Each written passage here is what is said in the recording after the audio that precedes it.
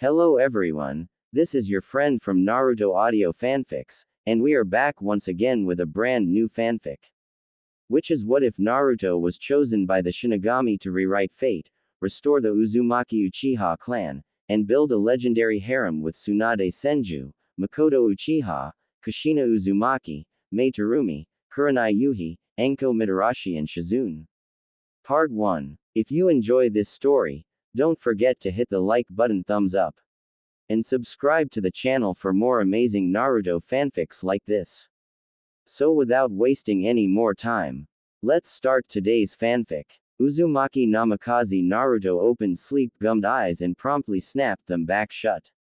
Hanging before him against the endless white was a creature straight out of nightmare, its golden black eyes framed by a wave of white tresses, bleached of all color, deathly white, from which two horns of crimson peaked. Pallid, purplish emaciated skin, ribs exposed beneath the robe. A dagger clenched firmly between its jagged teeth, its lips pulled back in a ghastly grin. He wanted to deny it, to refute its existence, but there could be no mistaking it. Shinigami, do not close your eyes. Unbidden, the last Uzumaki watched his lids snap open, forcing him to regard the imposing apparition once more. A cold chill shot down his spine at the sight of the specter looming before him, one he quickly quelled.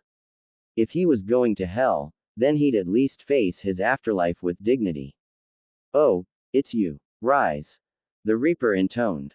Naruto grunted, propping himself up on his elbows. So he really was dead, then. Funny. He'd always thought death would have hurt more. Not that his death had been painless, mind you. Using the Shiki Fujin to seal away Madara's soul had been anything but painless. He'd known there would be pain, that even should he succeed nothing but hell awaited him in the afterlife. He'd known this from the beginning. It was a tenuous, desperate last rezo, and although he'd failed to seal Obito in the bargain, he still considered it a victory. Honestly, it was still something of a miracle he'd even managed to get his hands on one of them at all. With the Jaibi flinging menacing balls in nearly every direction, he considered himself lucky to have accomplished half of his mission at all. Even with an undead, immortal body, nothing could have protected his immortal soul from being plucked from said body and sealed away. Granted, he'd lost an arm and a leg in the process, but a win was a win in his book. Uzumaki Naruto had left the world of the living knowing that, while he may have failed to preserve the lives of his friends and family, he'd managed to take the man responsible for their deaths, with him in the end. He could take some small solace in that fact, at the very least. He was sorrowed to have lost so many, with nothing to bring them back.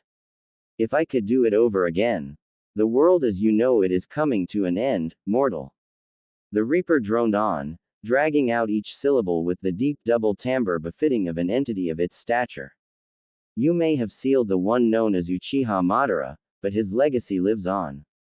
Already there is an imbalance in the souls I have come to collect. Yours is among them. You think I don't know that? Naruto allowed a single tear to slip from his eye, to plink back into the white, into oblivion. We failed. I failed. The war is over. We lost. Because they had failed. The Shinobi Alliance had been all but decimated. All but the Raikage were dead. Madara might be gone, but Obito had likely gained possession of the remaining Biju by now, his own included. His only regret was that he hadn't been able to try and drag Obito with him to hell. That man deserved to burn in the ninth circle for the crimes he'd committed in the name of his so-called peace. Not that there was anything more to be done about it. If I had another chance. Even with Kurama's power, he wouldn't have been able to stand up to 3 Uchiha at once by himself. His one regret was that despite his best efforts to make it otherwise, his final sight before death had been that of Uchiha Obito, the last sound that of his determined growl that the Moon's Eye plan would come to fruition no matter what he Naruto did, that he'd at most delayed peace, by preventing the world from being cast under an infinite, endless genjutsu. And Konoha. Konoha was gone. What more did the Reaper want from him? Unacceptable. Oh. Naruto creaked open a broken iris, regarding the specter of death with blank indifference. What does it matter if it's acceptable or not? They won. We lost. There's nothing I can do to change it now, so just let me croak already.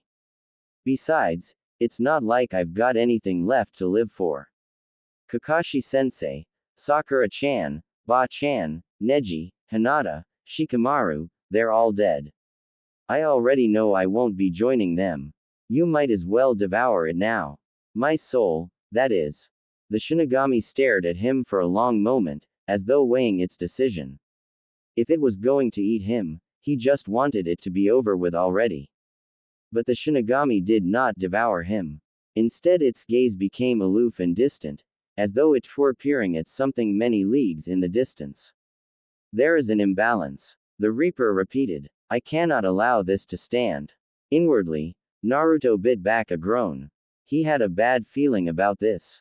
Can't allow what to stand. The Shinigami rounded on him with a hiss of breath. The Uchiha's genjutsu, was its growling reply as it spun away from him. With so many under its spell, humanity no longer fears death, nor are there any souls left for me to reap. Unacceptable. This transgression shall not go unpunished. White Robes whistled soundlessly as it wheeled around to face him again, golden eyes ablaze. Mortal, what are you thinking in this instant? Hey, your thoughts? The Reaper repeated. I was thinking of, Naruto bristled, the rest of his sentence left unspoken. He'd been contemplating what he'd done wrong, what he could have corrected if he had a second chance. A fresh start, a second chance. At first the Reaper didn't seem to register its words, its unholy eyes shrinking to mere pinpricks of brilliance. Suddenly and without warning, it reached a clawed hand up to its hair and yanked down. Hard. Naruto didn't have a chance to protest, he could only gag as his soul flowed from Reaper's mouth, and into his own, pouring life back into his body. Sensation flooded his limbs as life returned to them, enabling his body to move properly as he wished. This one would ask a boon of you, mortal. Undo what has been done. Hey, I shall return to you the yin chakra of your tenant, bequeathed to me by your father. It decided after a moment's consideration. Be thankful. Before Naruto could protest, the Shinigami removed the knife from its mouth and, without warning, plunged it to the hilt in its stomach. Gore squirted out of the wound, wrenching Naruto's stomach from within, though the wound was not his own. What the hell are you doing? He gawped as the Shinigami dragged out a milky white substance from its stomach that looked succinctly like, was that a soul? Without a word, the Reaper draped its essence across his prone form, suffusing his body in a warm glow from his head to his toes. He struggled to his feet, gawping as the nine tails chakra flared about his body, only to vanish an instant later. He could feel the power of his tenant rushing through his veins, the only absence was its consciousness. There. The Shinigami took the knife between its teeth once more. Your chakra is restored to you. Use it well and wisely. I don't want it. Oh. Like an iron trap, the Shinigami's gaze locked onto the shinobi's own. The sheer intensity of its stare, the sudden ice in its expression, was enough to silence the blonde. Nothing moved. Nothing at all. And then it spoke, voice black as pitch, eyes cold as the coldest winter. Your soul is already in my domain, mortal. The Shinigami rumbled. It is now mine to do with as I please. You have no say in the matter. Regarding that, you will require more than just the chakra of your tenant to succeed in your mission. Much more. Naruto felt his stomach twist in disgust and revulsion as the Reaper plunged a long-fingered hand deep into the gaping wound in its stomach, driving its arm to the elbow as it sought something within its innards. Naruto looked away, unable to bear such a sight. Rather, he tried. Something in those golden black orbs riveted him, forcing him to look on as the Shinigami finally found what it sought. Abruptly it stilled, its cold eyes locking upon Naruto. Prepare yourself. Prepare myself for WHAAAAAAAAAAAAARGH. Naruto cried out in pain and surprise as the scalding liquid struck his eyes, searing itself into his retina. He doubled over in utter agony. It felt like someone had plunged burning brand into both his eyes. They burned. Oh dear Kami, did they burn? You, what the hell did you just do? He glowered at the Shinigami, Or at least, what he thought was the Shinigami. Everything was so blurry he could barely make out coherent shapes. The Reaper laughed. It was a deep, throaty sound. Behold yourself and the blessing I have given you, Uzumaki Naruto. It paused, contemplating. Or perhaps I should call you Uchiha Naruto. The Reaper beckoned, indicating the reflective surface that served as the ground at their feet. Naruto followed its direction and balked, alarmed to find a stranger staring back at him. His blue eyes were gone, darkened to almost charcoal, his hair having faded to black as well. His skin was a tad paler than he remembered it being, having lost most of the luster it had gained over the years. It was still his face, whiskers and all, but even as he looked on, those faded, diminished in the wake of this strange transformation. He scarcely recognized himself. His visage was still his own somehow, only not. Thankfully, the voice that emerged was still his own. If that had changed, he would have lost his mind. What have you done? The Shinigami offered a rictus of a grin. Consider it proof of my trust in you. I look like a Uchiha. That was my intent. The godlike entity replied. Your existence as Uzumaki Naruto will pose a hindrance to the task I have assigned you, thus, you are Uchiha. Oi, Naruto hissed out in a fierce whisper. Cut the crap. I don't give two shiits if you're the Reaper or not. Don't go changing people's faces without asking, ya know. I don't want this. And I sure as hell don't want these damned eyes. Madara's eyes. Now change me back right now or. The Reaper met his ire with a flat stare and licked its lips. If you'd rather I consume your soul here and now, then by all means, I shall do so. Naruto blanched, his resolve wilting in the face of this threat. While it was true he'd accepted his demise, he wasn't all that eager to enter into the belly of the beast. If there was anything he could do to right the wrongs made by Madara and his twisted ideals, he should jump at the chance, right? But he was tired. Oh, so very tired. Tired of fighting. And if the Shinigami really was about to return him to the land of the living, it would be his one chance, his only chance, a chance to make things right. A chant from the land of the dead. You will act in my stead. The apparition continued on unheeded, but on one condition: you must undo the damage that has been done. Right the wrongs of the past. Correct the mistakes of the old generation for the sake of the young. I will give you as much time as needed. But know this: if you fail your assigned task, you will suffer the consequences of your actions. Should you falter, your deeds will be known to me. Should you hesitate, I will come for you. Should you perish before completing your assigned task, I will devour you, trapping your soul in my stomach until the end of time. This is our pact. This is our contract. But we have tarried in limbo too long. There is work to be done, and you are the one who must do it. Don't I get any say in this? Naruto groaned. None. The Reaper growled. Now be off with you. Now wait just a damned minute. Naruto blinked and the white was gone. In its place hung a full moon, peeking out beyond the rim of the clouds, gazing upon a sea of trees below. Falling. He snarled in surprise, flinging a hand out to snare the nearest branch in his grasp, his fingers wrapping around the damp pines like an iron vice. Grunting as he struggled to arrest his momentum, the former Jinchuriki tethered himself to the tree with chakra, sticking to its surface as one would the ground. He hung there for a moment, his senses still reeling from the sudden drop in pressure. Oi, he grumbled to himself, at least drop me on solid ground, ya know. He frowned up at the moon. Evidently Obito had yet to enact the moon's eye plan. Inwardly, he heaved a sweet sigh of relief. Thanked Kami in heaven. There was still time, then. Time enough to find that prick of an Uchiha and drag him down to hell.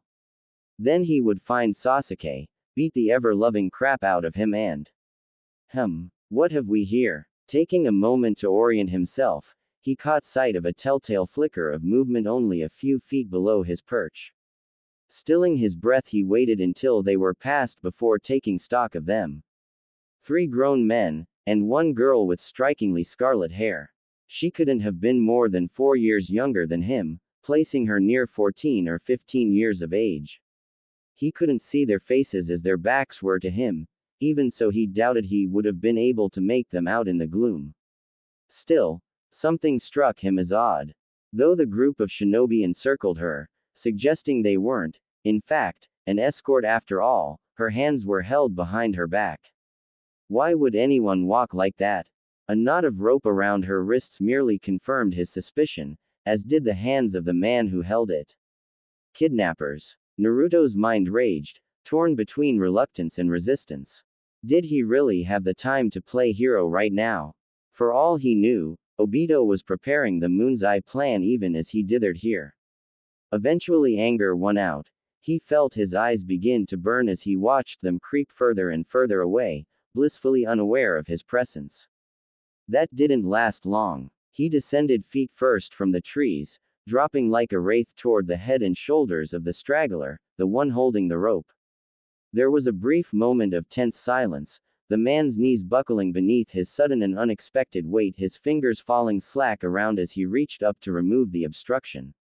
By the time he'd realized his own peril, Naruto's hands had already closed around his mouth and face, muffling his cry of pain, as his knees struck the damp earth.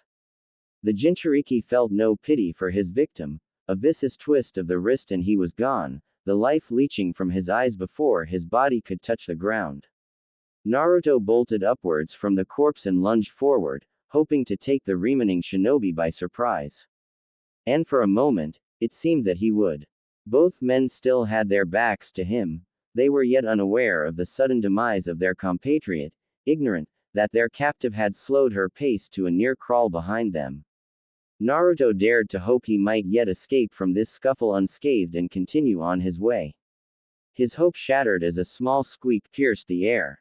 Both men rounded as one, a brace of shuriken flying from their fingertips in the time it took a lesser man to blink.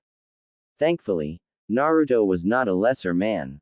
In the time it took the girl to squeak in surprise, he'd already dropped flat to the road, the deadly throwing stars now whistled harmlessly over his head. As the last of the lethal projectiles whisked themselves by, he was already in motion, lunging into the moonlight, throwing himself between the men and their captive before they could even comprehend his presence. Beneath the light of the moon, he was finally afforded a clear picture of her captors, and they, him. Their faces weren't even remotely worth mentioning, although they did stiffen as he stood to his full height. Oi oi, the hell do you guys think you're doing? Naruto growled, recognizing their Hishiate belonged to Kumogakure. Doesn't your raikage have better things to do than kidnap little girls? We're in the middle of a war for Crisix. He balked as the two remaining Cloud Shinobi exchanged a glance, took one look at him, then at his Hishiate, and drew their kunai. Shit, an Uchiha, one of them exclaimed. Hey, I'm not an. Kill him, cried the other. A muscle jumped in the blonde's jaw. Try me. Gua. The last of her abductors toppled backwards, gurgling as he clutched at his now broken windpipe with both hands. Naruto contemplated him a moment longer, savoring his stricken expression, before a roundhouse kick smashed into his now unprotected stomach. A third and final blow put him out of commission altogether, sending his body careening through the undergrowth.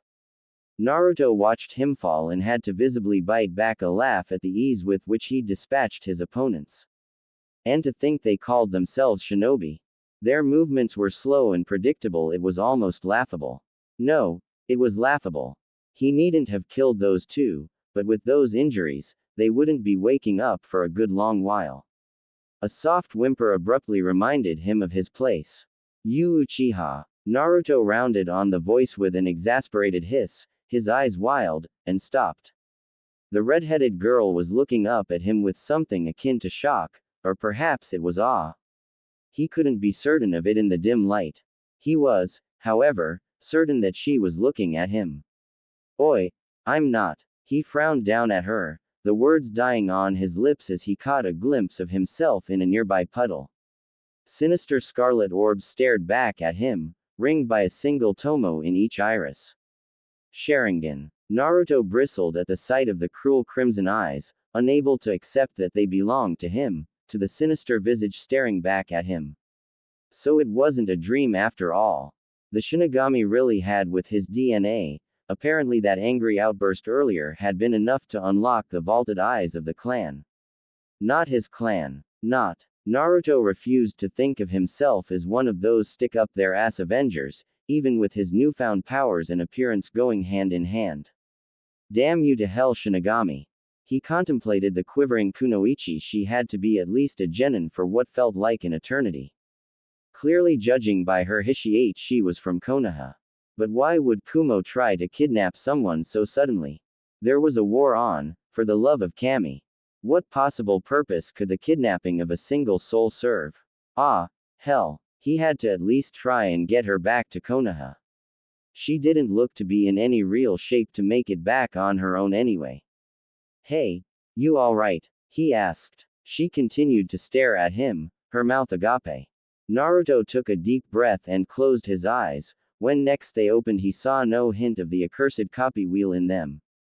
Hello? Anyone home? Scowling, he waved a hand before her face, eliciting a slow series of blinks.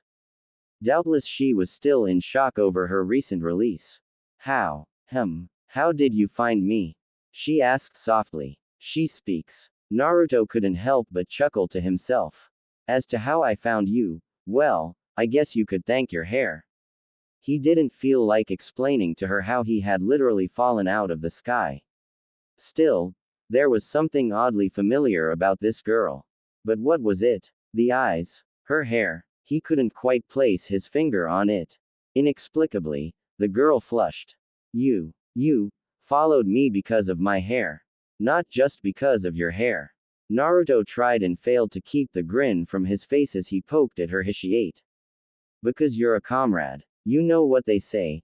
Those who break the rules are scum, but those who abandon their comrades are even worse than scum. As he looked on, her cheeks continued to darken, as though heated by a furnace from within. Why was she blushing? Shrugging, Naruto stooped to untie her, slicing through the knot binding her wrists with a simple slice of a kunai. The girl mumbled her thanks and rubbed at her wrists, still refusing to look him in the eye. Strange. She refused to look at him even after he'd saved her.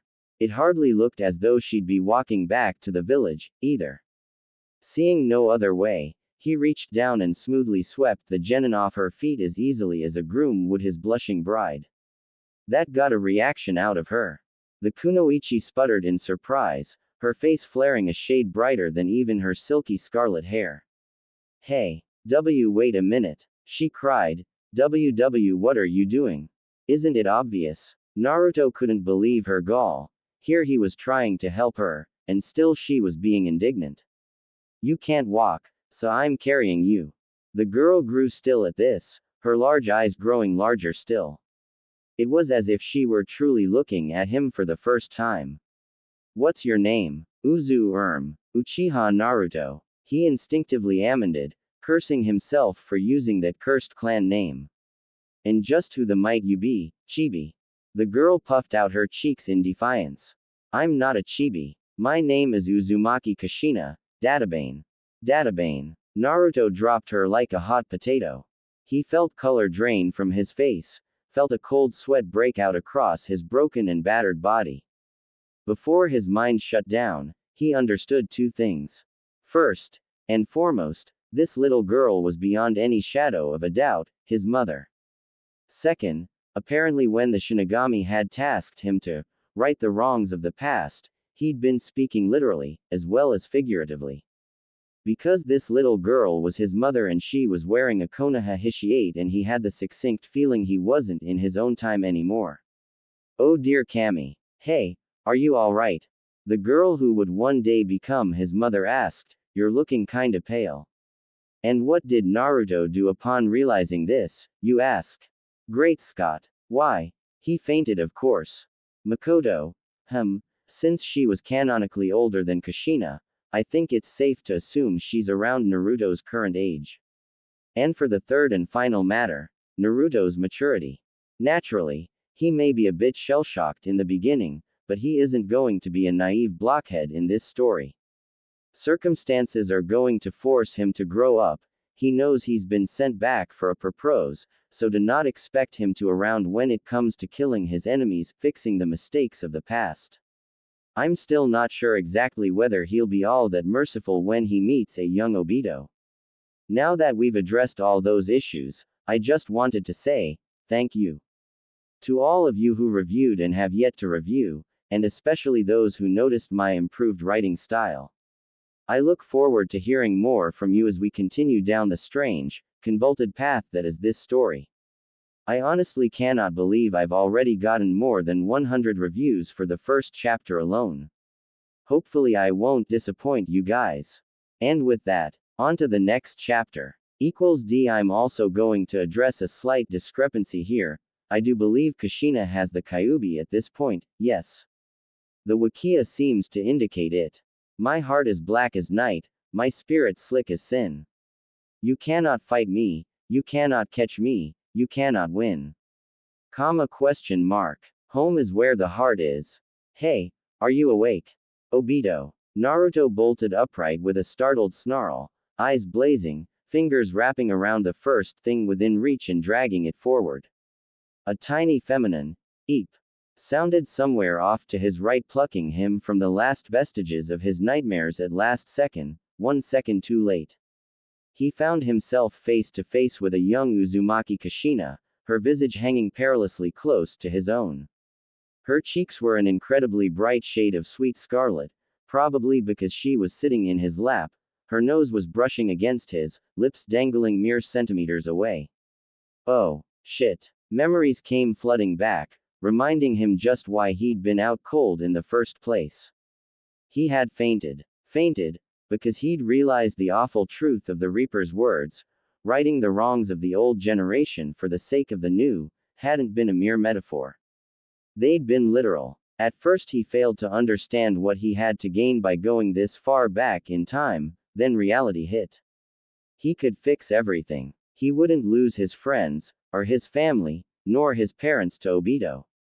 That's right, he would find Obito and, wait, had Obito even been born yet? Naruto-san. Naruto bristled at his mother's words. He'd learned enough about his youth to expect a painful blow in recompense for his temerity. But none came. To his infinite disbelief, she turned her head aside, her eyelids drooping slightly shut in what might have been embarrassment or, wait. Wait just a damned minute. She wasn't expecting him to. Why, you're hurting me, she whispered. Ooh. Naruto forced himself to relax his grip, his teeth sinking into his lower lip until he tasted blood. That was close. Too close. Way too close. He'd nearly kissed his own mother. Although, looking at her now, it was hard to think of her as such. Difficult to reconcile this blushing vixen only just entering into adolescence with the woman he'd met inside his seal. Did she already have Kurama sealed inside her, he wondered. If so, did the old fox retain any memory of him? Or had his mind been wiped clean, so much like everyone else? He ruthlessly resisted the urge to inquire about his former tenant. He knew from experience just how bitter the life of a Jinchuriki could be. Hey.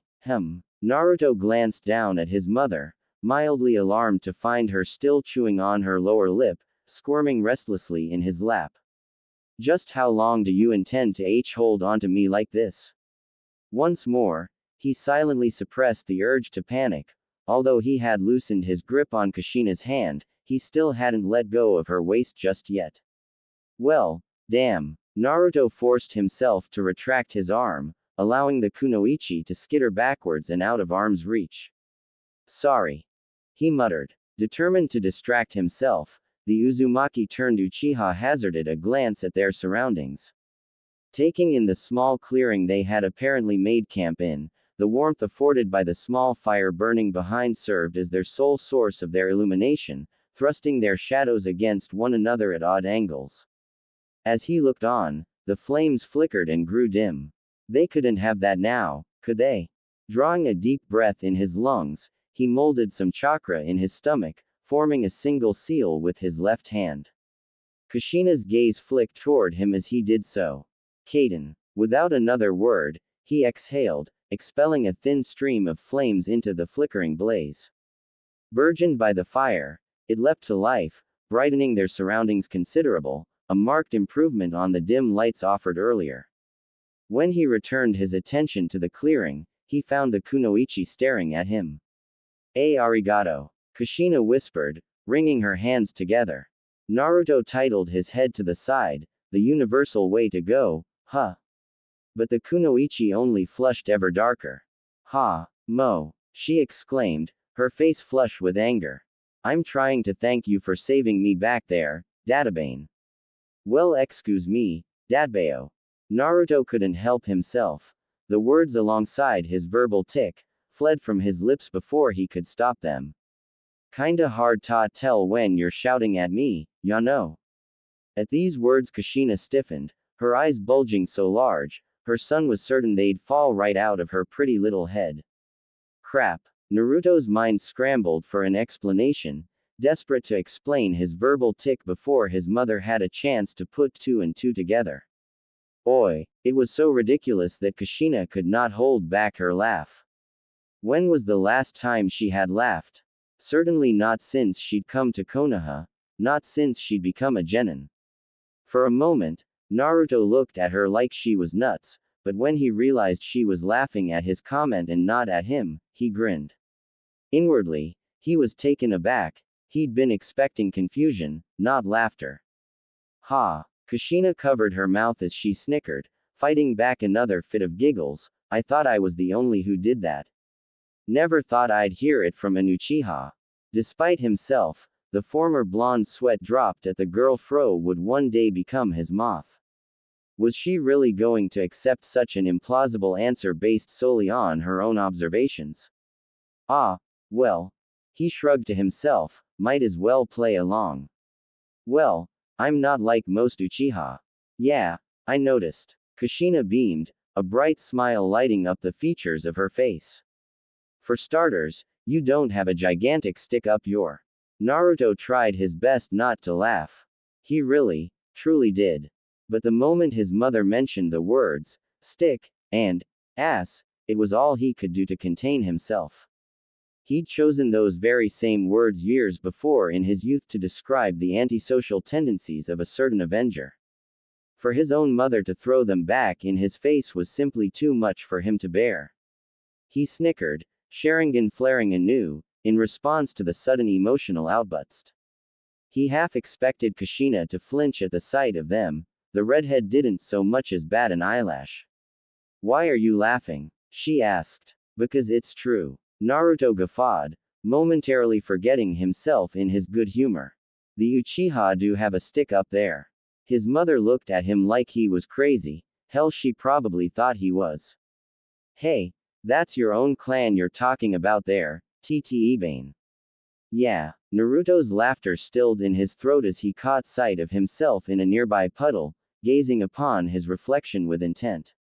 He cut an imposing figure in his Junin uniform. Although he still loved the color orange, the war had been particularly unkind to his old jumpsuit, forcing him to give it up long ago.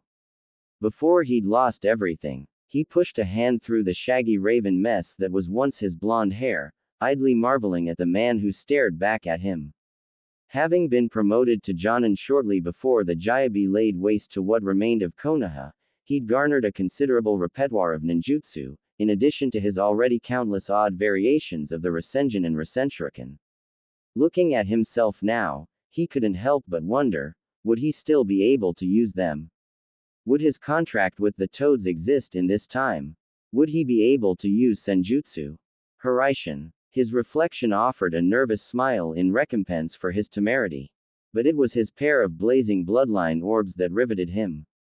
Instead of a single mark in the Sharingan, as he'd seen before, a pair of twin tomo circled angrily in each of his eyes, spinning with such speed they seemed little more than a black blur.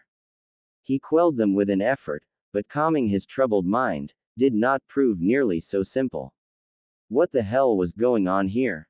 He was certain there'd been only one tomo the last time he had looked, now there were two. Granted, he knew precious little when it came to the vaulted eyes of the Uchiha clan.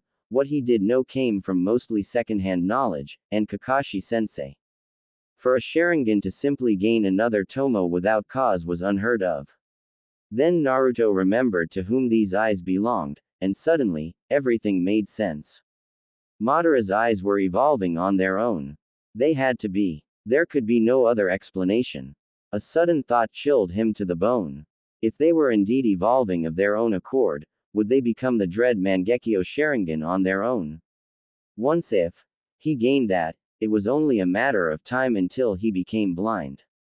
And, thanks to his situation, he lacked a sibling or parent to swap eyes with. Naruto-san. The former blonde blinked, jostled from his reverie by Kushina's concerned expression. Naruto, he replied. Just Naruto will do. His mother flushed. Then Naruto, may I ask you a question? Shoot. How old are you, if you don't mind me asking? Naruto nearly fell over. 17. He answered, yielding his true age without thinking. I'll be 18 in a couple of months. Assuming I don't get myself killed before then, he added to himself. My turn. He peered at her a moment, his eyes intent. Let me guess, 13. 15. Kushina shot back. My birthday was last week. Naruto managed a weak laugh. Happy belated birthday. Her anger seemed to abate a bit at that, her gaze softening as she looked upon him. Quote. What? It's just. Kushina fidgeted, you're one of the first to wish me a happy birthday since I came to Konoha. Ha. Naruto tilted his head aside, struggling to remember what little he did know about his mother. You've gotta be kidding me. No one's wished you a happy birthday.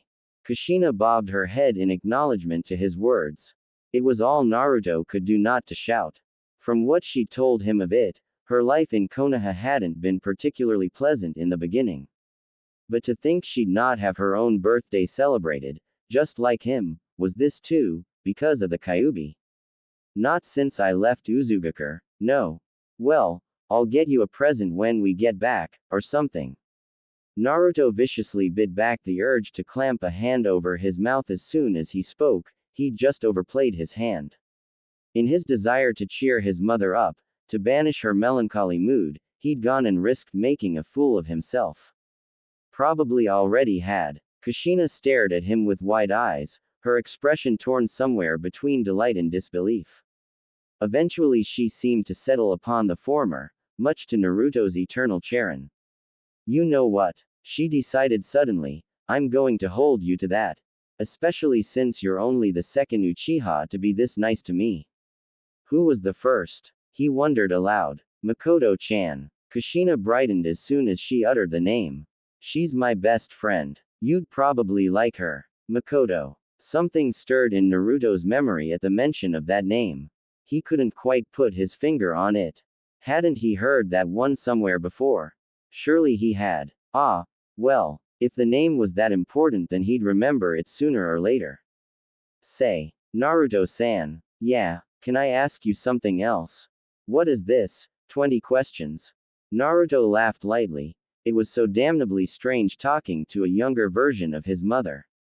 That didn't mean he wasn't enjoying himself, though.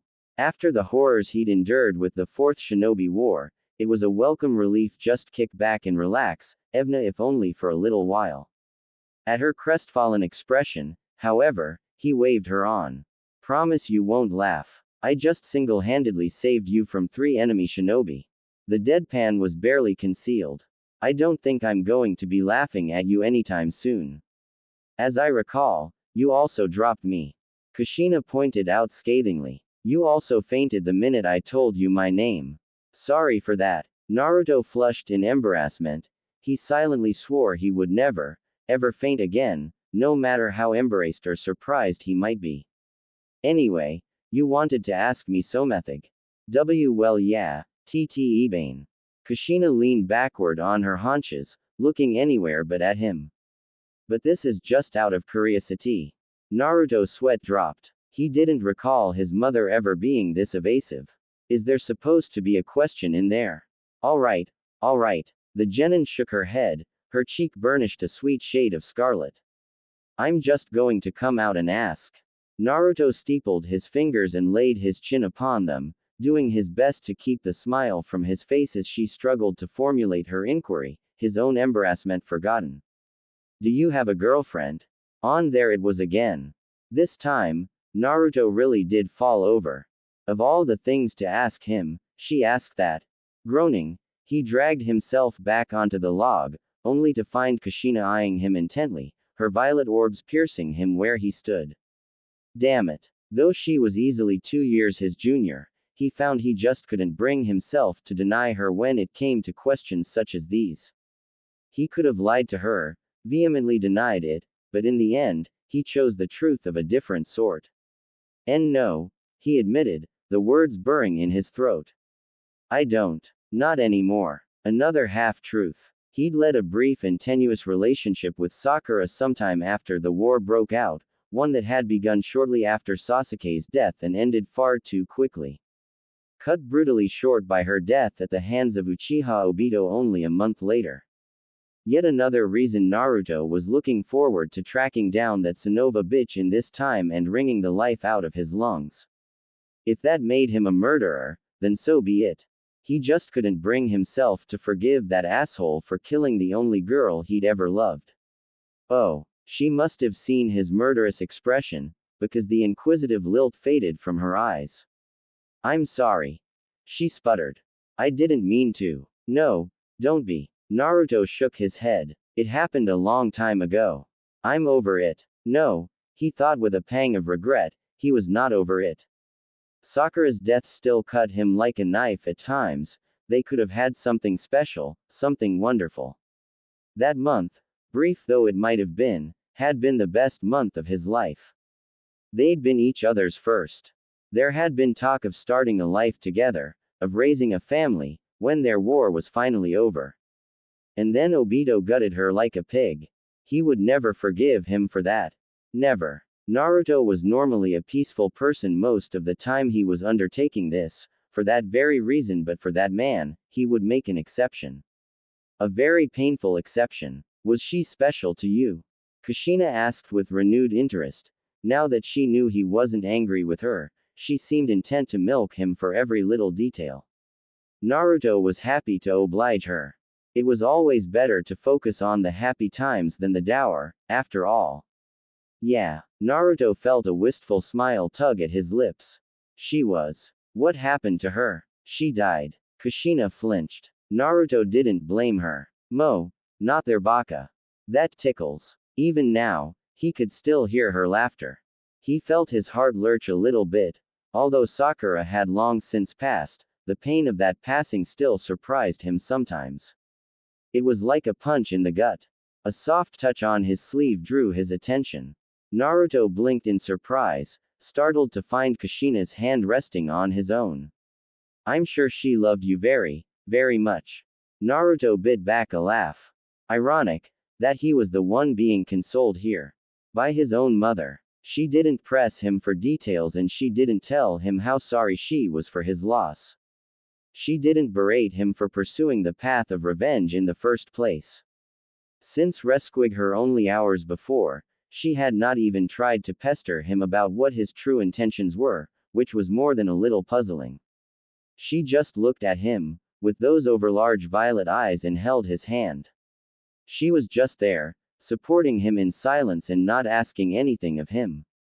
Mystified, Naruto felt like she understood a little of what he was saying.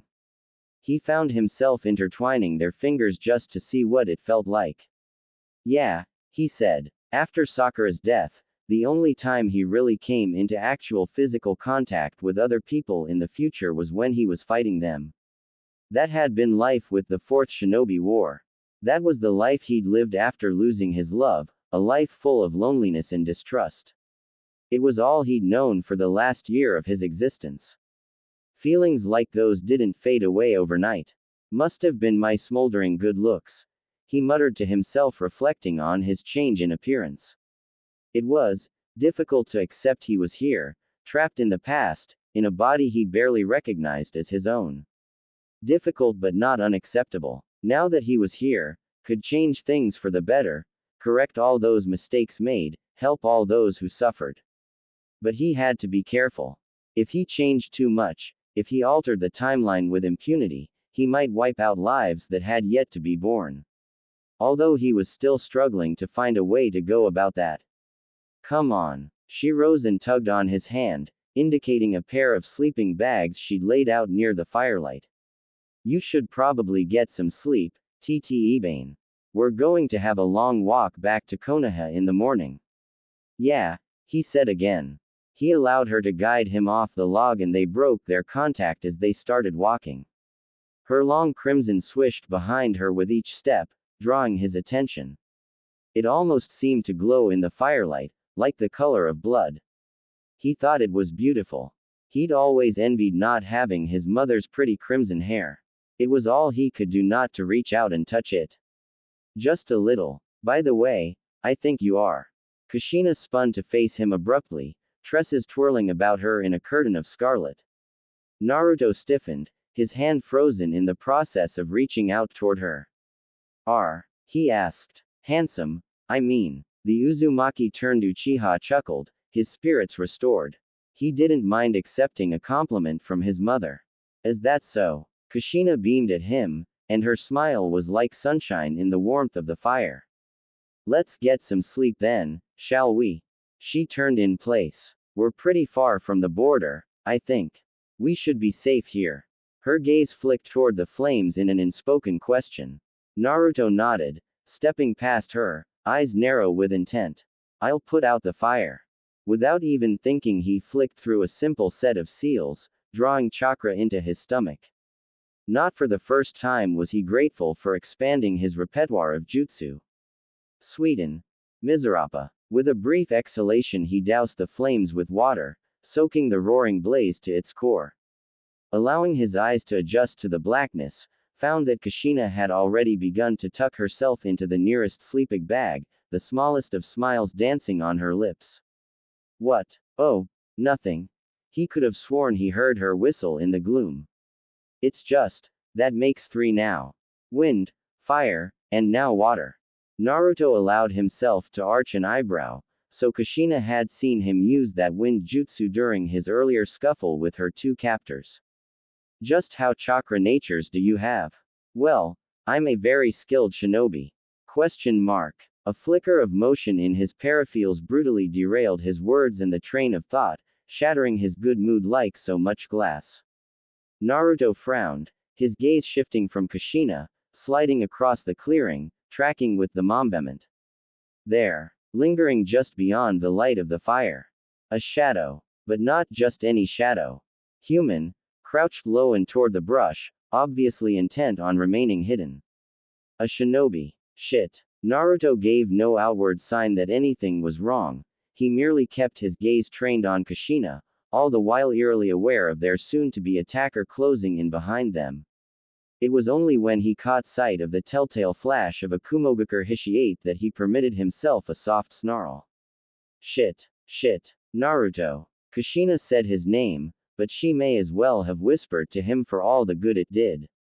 His mind was already working, trying to figure out where he'd gone wrong. Shit. He cursed himself for not realizing it sooner. Shinobi always operated in a 4-man cell. Always. He'd taken out 3 of them guarding Kushina, which meant the 4th had likely been on Rakan at the time. Well, if he thought he'd get him with his guard down, he would be sorely disappointed. Slowly, the man pulled what looked like a giant shuriken from his back, committing a few precious seconds to drawing the ungainly weapon. A slow smile plucked at the corners of Naruto's mouth. He'd been waiting for just that opportunity. Gotcha. In the time it took the man to position the weapon, the former genin had already closed the distance between them. A faint draw upon what remained of the Kyuubi's chakra was more than enough. A kunai slid down his sleeve and into his awaiting hand, thrust forward now into the stomach of the stunned shinobi. Are there any more of you? Naruto hissed as he watched the light leave the man's eyes. Answer me. His target sneered, lips quirking in a triumphant smile. Fool. To the blonde's infinite dismay, the man vanished in a plume of smoke, leaving a harmless log behind. Substitution. Even as he registered the feint, the dull buzz of a thrown shuriken reached his ears, resounding louder and louder with each passing second. Kushina's scream ripped through his ears like a knife. Kushina. She was their target. There was no time to think, only for reaction. Naruto forcibly drew upon Kurama's chakra once more, willing the golden cloak to enfold his body, augmenting his already inane speed. He surged backwards from whence he came, shearing through entire branches in his haste, uncaring as they tore and slashed at his face. Please let me be in time. Try as she might, Uzumaki Kushina couldn't bring herself to understand what just happened. 1 minute she'd been chatting amicably with Naruto. She found she quite liked the Uchiha. He was smooth and easygoing, a good talker, nothing like the rest of his clan. He'd single-handedly saved her from being taken to Kumo, where death or torture or worse awaited her. That alone spoke volumes for his character. She still couldn't see why he'd fainted after she told him her name, but even that had become a fleeting thought once he'd opened up to her. And she maybe, kinda, sorta, found him, somewhat attractive.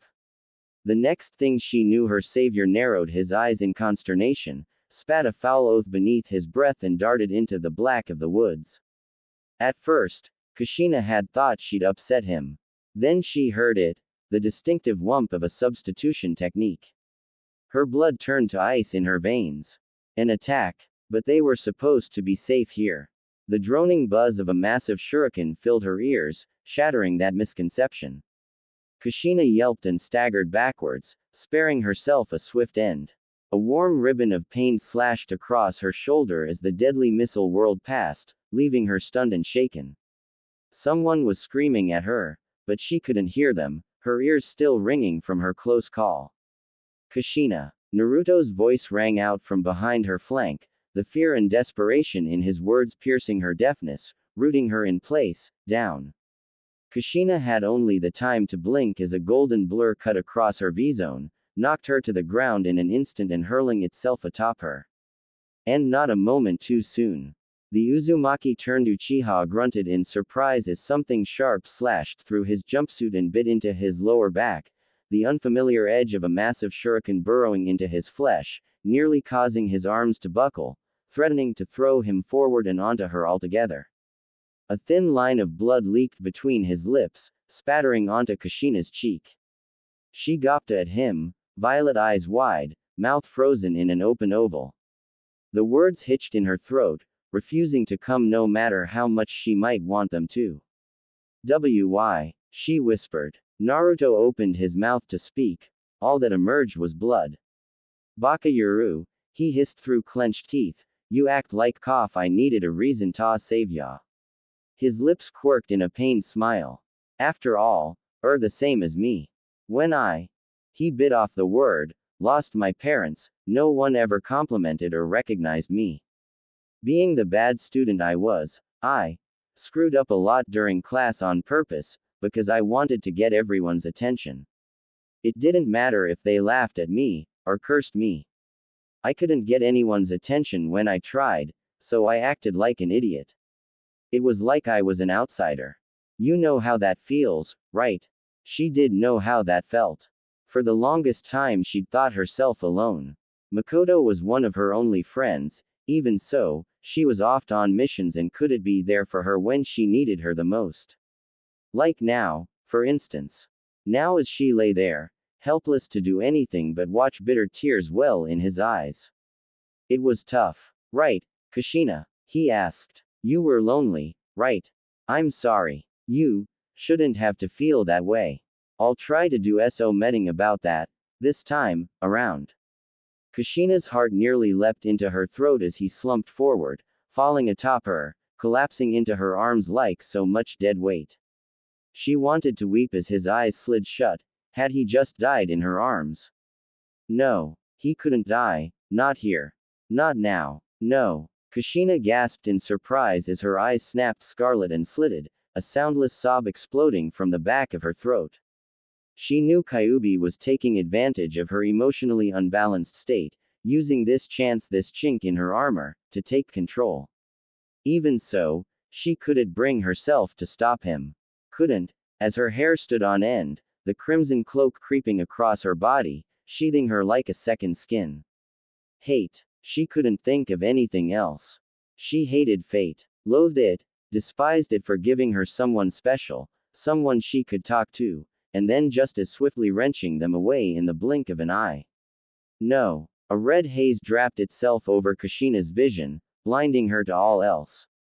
She felt the boiling chakra roil around her, twitching in anticipation of slaughter to be had. There, out of the corner of her eye, she saw him. The one who'd killed Naruto. Murderer. She snarled at him and he gawped back at her, his mouth forming an open oval of outright disbelief. He took a small, staggering step backward. That was all he managed before she pounced, shrieking like a banshee. Chains of chakra, her one true talon, burst from her back, coiling forward even as she descended upon the Kumo Nin, a specter of death and destruction. Somehow, the man managed to draw his sword before she fell upon him, shrieking and spitting and slashing. It would do him little good. She felt cold steel bite into her cheek, but once before her chains seized upon it and ripped it from his grasp, leaving him open to for her fingers now claws to rip through his white vest and into his stomach. Monster. The man rasped. Shut the up. She screamed, baring her fangs in a sibilant snarl. I'll kill you, Ebane. Her chakra chains hit him squarely in the chest and slammed him back into a tree. He didn't scream, didn't cry out, but his mouth formed a tight grimace, and his eyes looked up at her, pleading. Mercy. They seemed to say, please don't kill me. Kushina wasn't feeling merciful. Her chains thrust deeper, driving through flesh and bone, pinning him to the bark of the tree, skewering his body. She held him under the arms, and looked into those eyes and watched the life drain out of them. Memories of loneliness flooded her and she felt the rage rise. Alone. She was alone again. The one person who had saved her, the only individual who'd shown her that smile, was no longer with her. He was gone. And it was this one's fault. Something inside Kushina twisted at the realization. She raised a clawed hand, intent on carving up the Kumo Nin's corpse. She would slaughter him, tear him to pieces. She'd. Oi. A hand closed around her wrist, heedless of the scalding chakra searing into their skin. Kushina rounded on them, ready to cut down her attacker. Instead, she jerked back as if she'd been burned. Naruto. She found the Uchiha looming over her, peering down at her with intent, Sharingan blazing into her crimson orbs. Scarlet met Scarlet and the latter yielded. Relief flooded her like a wave, obliterating the rage before it had any chance to mount any sort of counterattack. Bereft of a means to control her any longer, Kyuubi's chakra dissipated, evaporating around her like so much steam. He's dead. The Uchiha rumbled. No need to carve up his corpse. Kushina's eyes widened. She had not been expecting this at all. But I thought I was dead. Naruto arched an eyebrow. The corners of his mouth lifted, quirking into a wry grin. Sorry, but I won't die that easily. He was alive, but his wound, she'd thought. Baka. She sobbed, her fists curling feebly against his chest. Baka baka baka. I thought you died. Thought you were dead. NNRGH. Naruto doubled over in her embrace with a groan, touching a hand to his back. His hand came away covered with blood.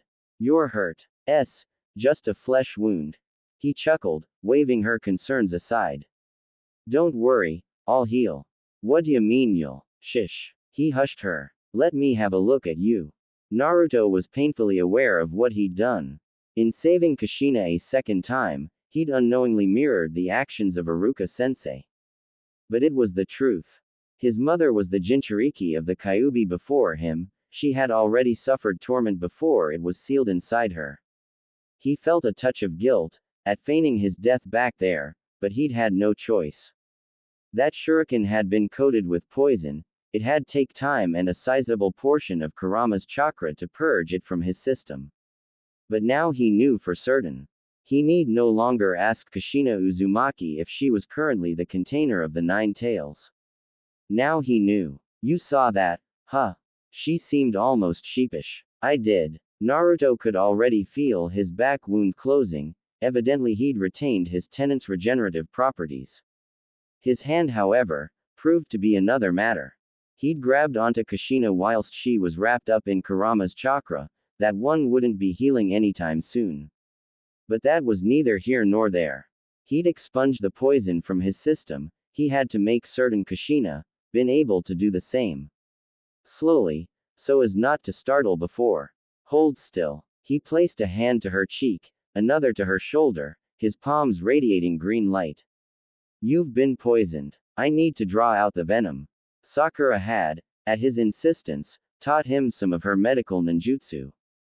He absolutely sucked at it most of the time, and it drained his chakra like no tomorrow, but he at least knew enough to safely neutralize foreign toxins. She squirmed once she saw the ravaged state of his hand but complied all the same. Do you hate me? She whispered as he tended her wounds. Her words were soft, forlorn. He would hate her. Just like everyone else did. Everyone except Makoto, and even she didn't know the truth. What's this all of a sudden? You saw it. Kushina pantomimed a gesture at her stomach, unable to quell the hopelessness starting to swell inside of her. What I have, inside me. I'm a monster, hey. She cried out in surprise as the Uchiha seized her by the shoulders and shook her roughly. His coal-black eyes were dyed with chakra, flaring the distinctive crimson color of his clan. His chakra, it felt cold. Like she was looking at someone else, staring into the eye of a complete and total stranger. His tomo entranced her, spiraling hypnotically before her face, little more than a blur before her eyes. He gripped her tighter still, shoved his visage dangerously close to hers. Never, he hissed, words rough with anger, call yourself that again. But I, never, Naruto growled, his tone left no room for argument. Why the hell would I hate you for something you're not? At his words, Kushina felt herself begin to break, all the barriers she'd built in her mind come crashing down around her ears. When the tears came, she couldn't stop them. This was all too much. Too much to hope for, let alone dream. In the span of only a few hours her life had gone from a lonely little existence to this. This. She hadn't expected anyone to look for her to begin with, let alone rescue her, and all because of her hated crimson hair. Arigato, she whispered, hugging him tightly, burying her face in his chest in a vain effort to hide away her tears. Thank you so much, Naruto-kun. She felt the tension ease from his shoulders as she held him, felt him relax albeit marginally into her arms. His heart thudded warmly against her ear, a soft, reassuring rhythm that promised her all would be alright. A sudden swirl of leaves broke that promise. Kushina felt words leave her as a young man of roughly 15 years or so emerged from a body flicker. His shaggy blonde hair framed cold blue eyes, eyes that told the world he'd come here been expecting a fight. She felt her heart lurch at the realization. Minato had been following her, too. He'd come to save her. But he hadn't been expecting someone to beat him to the punch. To her, she watched the emotions flicker over his face, confusion, suspicion, sadness, and anger. It was gone too quickly for her to tell. Kushina, he paused as his eyes fell upon Naruto, and her close proximity to him. His face fell. It seems I'm interrupting something. I can always come back later if you'd like. Minato. She sputtered in surprise, scrambling to her feet. When did you? Naruto scrubbed his hand against bloodshot eyes, silently fighting the urge to simply pass out. Because this had to be a dream. It must have been a dream. He had to forcefully slow his hammering heart. Both his mother and father were standing before him, arguing. It took everything he had not to embrace them on the spot. He chose to maintain his silence as the pair conversed, Kushina explaining all that happened between Naruto's arrival and Minato's. When she finished, I don't think we've met. His father smiled wanly, extending a hand. I'm Minato. Naruto. He clasped the youth's hand and shook, not trusting himself to give away his true surname, not at the moment. Uchiha Naruto. Uchiha. Minato's head tilted to the side slightly. I thought you looked familiar. Familiar. You must be mistaken. Naruto put on his best poker face. I've never seen you before in my life. No, I'm sure I've seen you somewhere before. Minato argued. Look, I don't know what you're talking about. Naruto emphasized with a shake of the head. Minato, will you stop arguing with him, Tte. Kushina snapped at the both of them. Naruto-kun saved my life. So stop pestering him. Both boys bristled, but for entirely different reasons. Though they each knew better than to risk the wrath of raging redhead, Minato seemed more hurt by it than anything else. Naruto simply sighed in disbelief. He was amazed with his own ability to keep a mostly straight face upon seeing his mother and father. If he hadn't met them previously in his mindscape, he probably would have been acting like total fanboy right at the moment. Thankfully he had grown up in leaps and bounds during the course of the war, and knew how to keep a straight face when he really needed to. It was perhaps a bit easier to deal with than it would have been otherwise, considering he was currently older than his future father and mother. Of course, his screwed-up DNA probably kept them from recognizing the similarity, too. Shall we move on? He indicated the horizon. The sun was just now beginning to rise. It looks like we won't be getting much sleep after all. The next afternoon, as they reached the gates, Naruto nearly facepalmed from frustration. The return trip had been fairly uneventful. Therein lay the problem. He'd felt his father's eyes boring into his back for most of the way, and while the two of them remained pleasant with one another, he couldn't help but wonder if he'd done something to irk him. Kushina, on the other hand, practically glowed. She'd kept him occupied the entire length of their travels and such, proving a welcome distraction and conversation. It was almost like having a little sister. While he knew rescuing Kushina had been the right decision, he still wondered if he should have waited for his father or someone else to swoop in and save the day. He'd acted recklessly and without thinking, and possibly already altered events beyond his control. But no, his true frustration stemmed from the keen look both guards were giving him at the gate. Clearly they recognized Minato and Kushina, but Naruto, not so much. And well, within good reason. He'd been so wrapped up in his plans to change the future that he'd failed to recognize a fatal flaw in the present. Naruto did not exist in Konoha.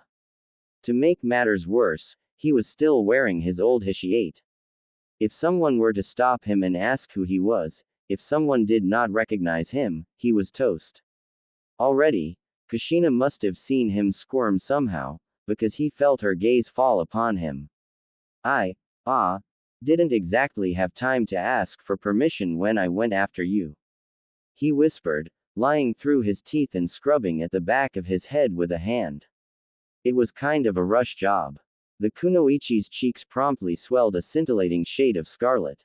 She stiffened her posture and flicked her eyes toward Naruto. She blinked. Ahahaha. If you keep saying things like that, I'm going to fall for you. Did you say something? Nothing. Kushina spluttered. Nothing at all. You there. The Anbu inclined its head curtly before him. Lord Hokage wishes to speak with you regarding your retrieval of Uzumaki Kushina. Also, Makoto-sama wishes me to inform you, she awaits your arrival at the earliest convenience. You are to come with us. Without another word, they turned and encircled him. Kushina searched for her rescuer's eyes, but they stared fixedly at the ground before them, like cold, sharp onyx. She felt her chest twist uncomfortably at the sight. Whatever the Anbu had said must have badly rattled Makoto-sama. Naruto's first instinct was to decry the words, to deny that he was an Uchiha. His second was to ask just who this Makoto person was and what she wanted with him. His third and final decision was to take a deep breath and clear his mind. Compose himself. And above all, remain calm. Hopefully his presence in the past hadn't changed too much already. And there you have it. Naruto finally sets foot in the village. However, the question remains, will he receive a warm welcome from the Uchiha? Or a cold one? To be honest, originally, I wanted to go a different route with this, to have everyone in the village remember Naruto as an Uchiha, someone whom we know he is not.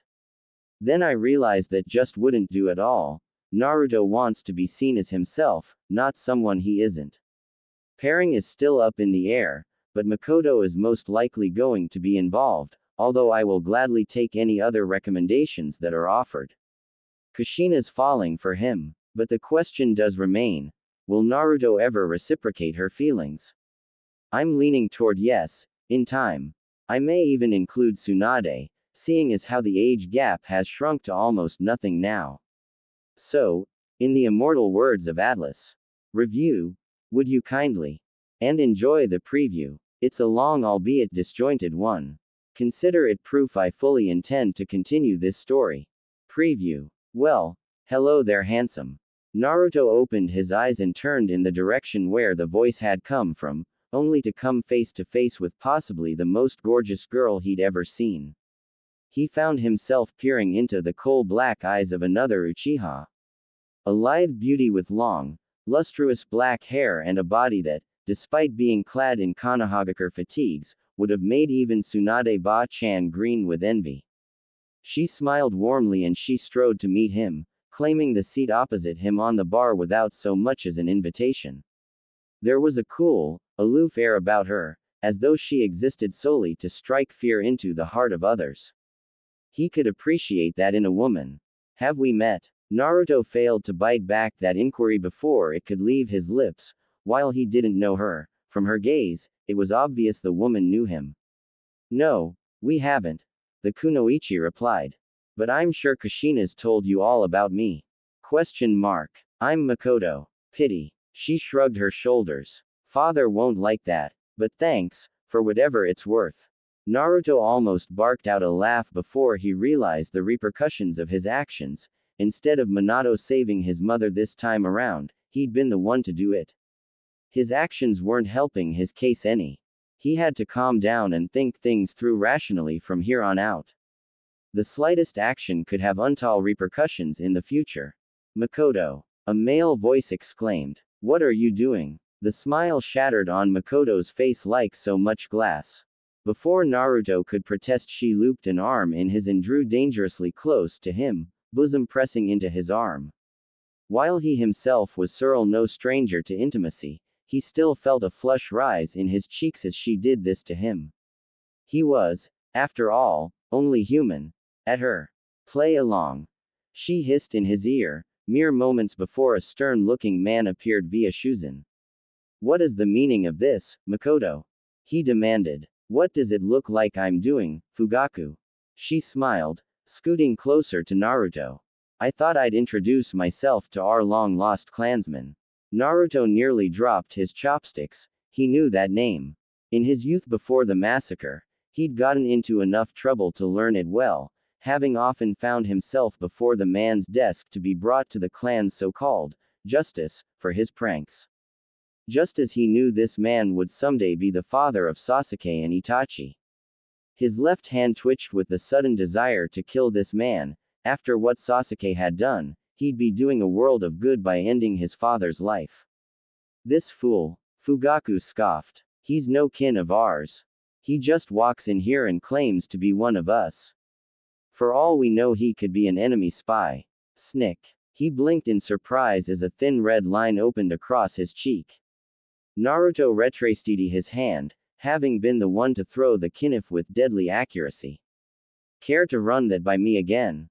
Kami, I am so sick of him. Makoto groaned the moment he was out of earshot. All he does is prattle on like an idiot. He is an, isn't he? Naruto muttered into his drink. Makoto shook her head, raven tresses swaying from side to side. That's not it. I'm the representative of the whole clan. If the clan is in a bad position, I must protect it. I'm an only child and my father isn't getting any younger. So the job of looking after the clan must be left to me.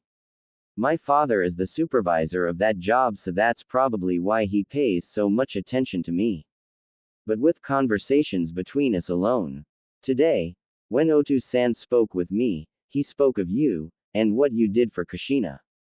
You were bold, reckless, not a thing like Fugaku, not even in the slightest, and because of that, I think he's a bit jealous of you, frankly. Naruto groaned. Well, isn't that just lovely? Kaden. Fugaku snarled. Gukaku no Jutsu. Naruto balked as the stream of fire gushed toward him. Unbidden, the memory was there, hand signs and all. Naruto reeled as a wealth of information flooded his mind. It was as if every jutsu Madara had ever seen, ever mastered, was now his own. And he knew just which one to use. Steeling himself, he drew in a deep breath, kneading the chakra in his stomach, giving it shape and form. If one wanted to extinguish a flame, they need only give rise to an even more powerful inferno, by which they might overwhelm and extinguish it. Fugaku must have sensed the sudden movement of chakra, because his eyes bulged. That's Kaden. Naruto spat. Goka Mekyaku. Great fire annihilation. He exhaled mightily, expelling all the chakra he'd been stoking in his lungs. Everything will be fine, everything will be fine, everything will be fine. Naruto chanted the words like a mantra in his head as he drew nearer and nearer to the Hokage's office, Anbu honor guard in tow. More like an escort. The old man probably didn't want him bolting the first chance he got.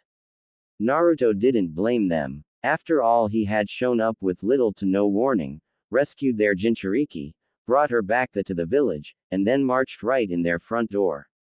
It certainly didn't help that he was dressed like a leaf shinobi. Kami. He was going to have fun explaining that one. Even more so his newfound appearance. On one hand, he could simply have them bring in a Yamanaka was Inoichi around at this point, to examine his mind and memories. On the other hand, Naruto wasn't all that certain he wanted to reveal whether he was from the future just yet. Already his presence here had far-reaching complications. He was painfully aware just how incredibly he'd might have things up between his parents by rescuing Kushina before Minato had a chance to intervene. But that was why he was here, wasn't it? To change things, prevent the future from ever coming to pass. Not if you erase yourself from existence in the process, Baka Yuru. His common sense smacked him upside the head. Naruto cringed at the thought. Although, it also made him wonder. What would have happened if his mother and father never got together to begin with? Well, he wouldn't exist, for starters. And if he never existed, then Obito never attacked the leaf. And if Obito never attacked the leaf arg. Major headache. Naruto frowned, his pace slowing almost imperceptibly as he mulled the matter over. His guards didn't like that. Not one bit. Keep moving, outsider. One of the Anbu elbowed him in the back, forcing him to keep up. Naruto bit back a growl and valiantly fought the urge to Rasengan the man and the rest of his squad into a nearby wall. Oh, and it would have been so easy, too. But if he pulled a stunt like that now, he was liable to get himself thrown out of the village before he even had a chance to explain why he was here. And just how am I going to explain that, anyway? He wondered. He did his best as they drew close, mentally preparing himself for what lay on the other side. No fainting. Check. No spazzing out. Check. Cold sweat. Check. Just as he was about to set foot into the Ofifs and prepare himself for the lie of a lifetime and possibly the most epic fail in existence, a cold hand settled upon his shoulder. Hold, mortal. The Uchiha nearly jumped out of his skin. Because there, hovering before him in the black, was a face he'd hoped to never, ever see again. The Shinigami. Naruto opened his mouth to voice a reply, only to realize the guards around him had ceased moving. Everything had ceased. Time itself had stopped, the colors of the world having faded to a grim black and white. They were alone, frozen here in this moment of time. Thousands of thoughts ricocheted in his mind, countless words sought to leave his lips as those dread eyes peered out at him from within macabre grin. In the end he settled for one. You. The Reaper inclined its head minutely. Well met, my emissary. That brought Naruto up short. Wait, what? He frowned, not just at his newfound title. You still remember me? His reply was met with a frown and a snort. I am the god of death, boy. Did you not think I would leave you unsupervised when the fate of the entire world is at stake? Well, kinda. Snorting, the Shinigami shook its head. Even then those eerie eyes never left his, not even for a minute. I thought I ought to inform you of something before you continue on your quest. And before I speak, I should caution you, do not panic. It paused for a moment, and when it finally spoke, its response was stern, almost stoic in its reply. The you, as you know yourself, has already ceased to exist. There was a silence. When Naruto didn't vanish from existence, a low growl left his lips. You wanna run that by me again, buddy? Silence. The Reaper reprimanded, its tone strident. By altering your DNA, you no longer exist as Uzumaki Naruto. Rather, you are an Uchiha. You already know this. What you do not know is thus, all traces of your former self were eradicated the moment I first laid my power upon you in limbo. Naruto blanched. He didn't like where this conversation was going. Please tell me that doesn't mean what I think it means. Shinigami nodded. The old you may yet still be born in this timeline, but any effect his existence might have had upon you has been nullified, my emissary. At Naruto's continued silence, the Grim sighed. Perhaps I am over-explaining. Allow me to simplify. Say something foul were to befall Uzumaki Kushina, that she were to die, say, at the hands of an enemy shinobi. Were that to happen, even were your mother to perish, and those last traces of your old self eradicated, the you, as you now know yourself, would still continue on to exist. Do you understand? He could feel a headache coming on, but the Uzumaki turned Uchiha nodded anyway. Just what the hell did you do to me? Naruto hissed. Not just my face, not just my DNA, but even my destiny. I barely recognize myself anymore. I made a wager against fate. I believe you mortals call it a gamble. The Reaper chortled then. It was a deep, throaty sound.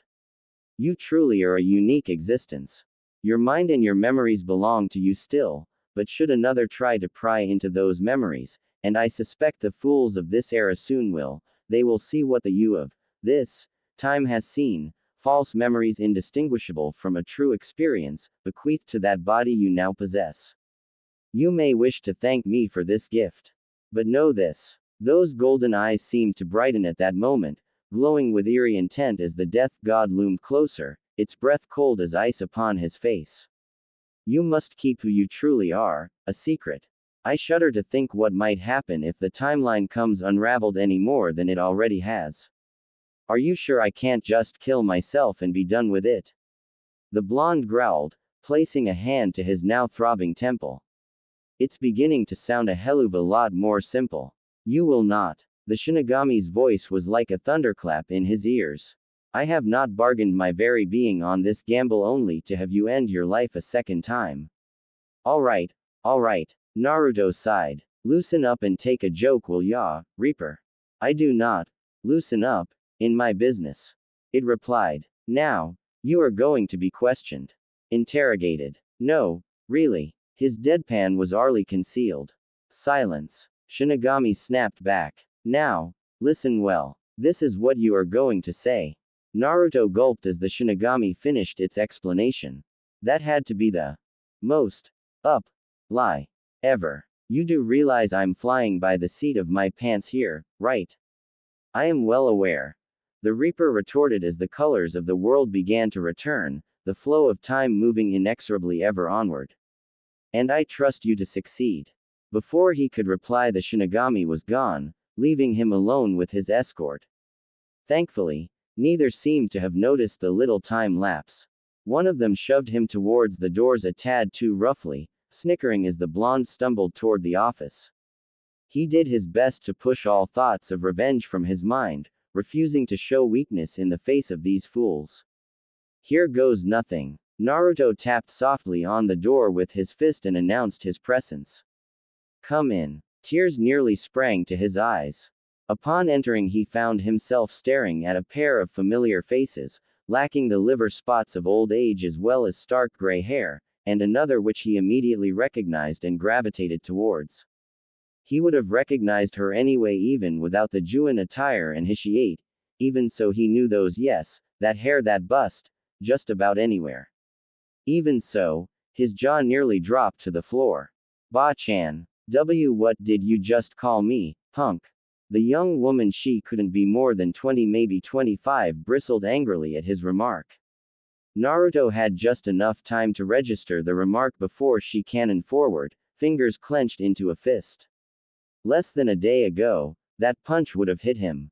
Now, his Uchiha blood sang at the sight of her attack, at the sound of battle. She seemed to slow in his peripheral vision, as though she were moving underwater. He wasn't quite sure when he moved or how, for that matter, only that he did, drifting forwards even as the door shattered to timbers behind his back. Cammy, but she was so slow.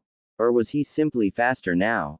Oi, whatever the case, she proved no match for him. His fingers locked around her wrist in a vice and gave a sharp twist, breaking the bone like a twig.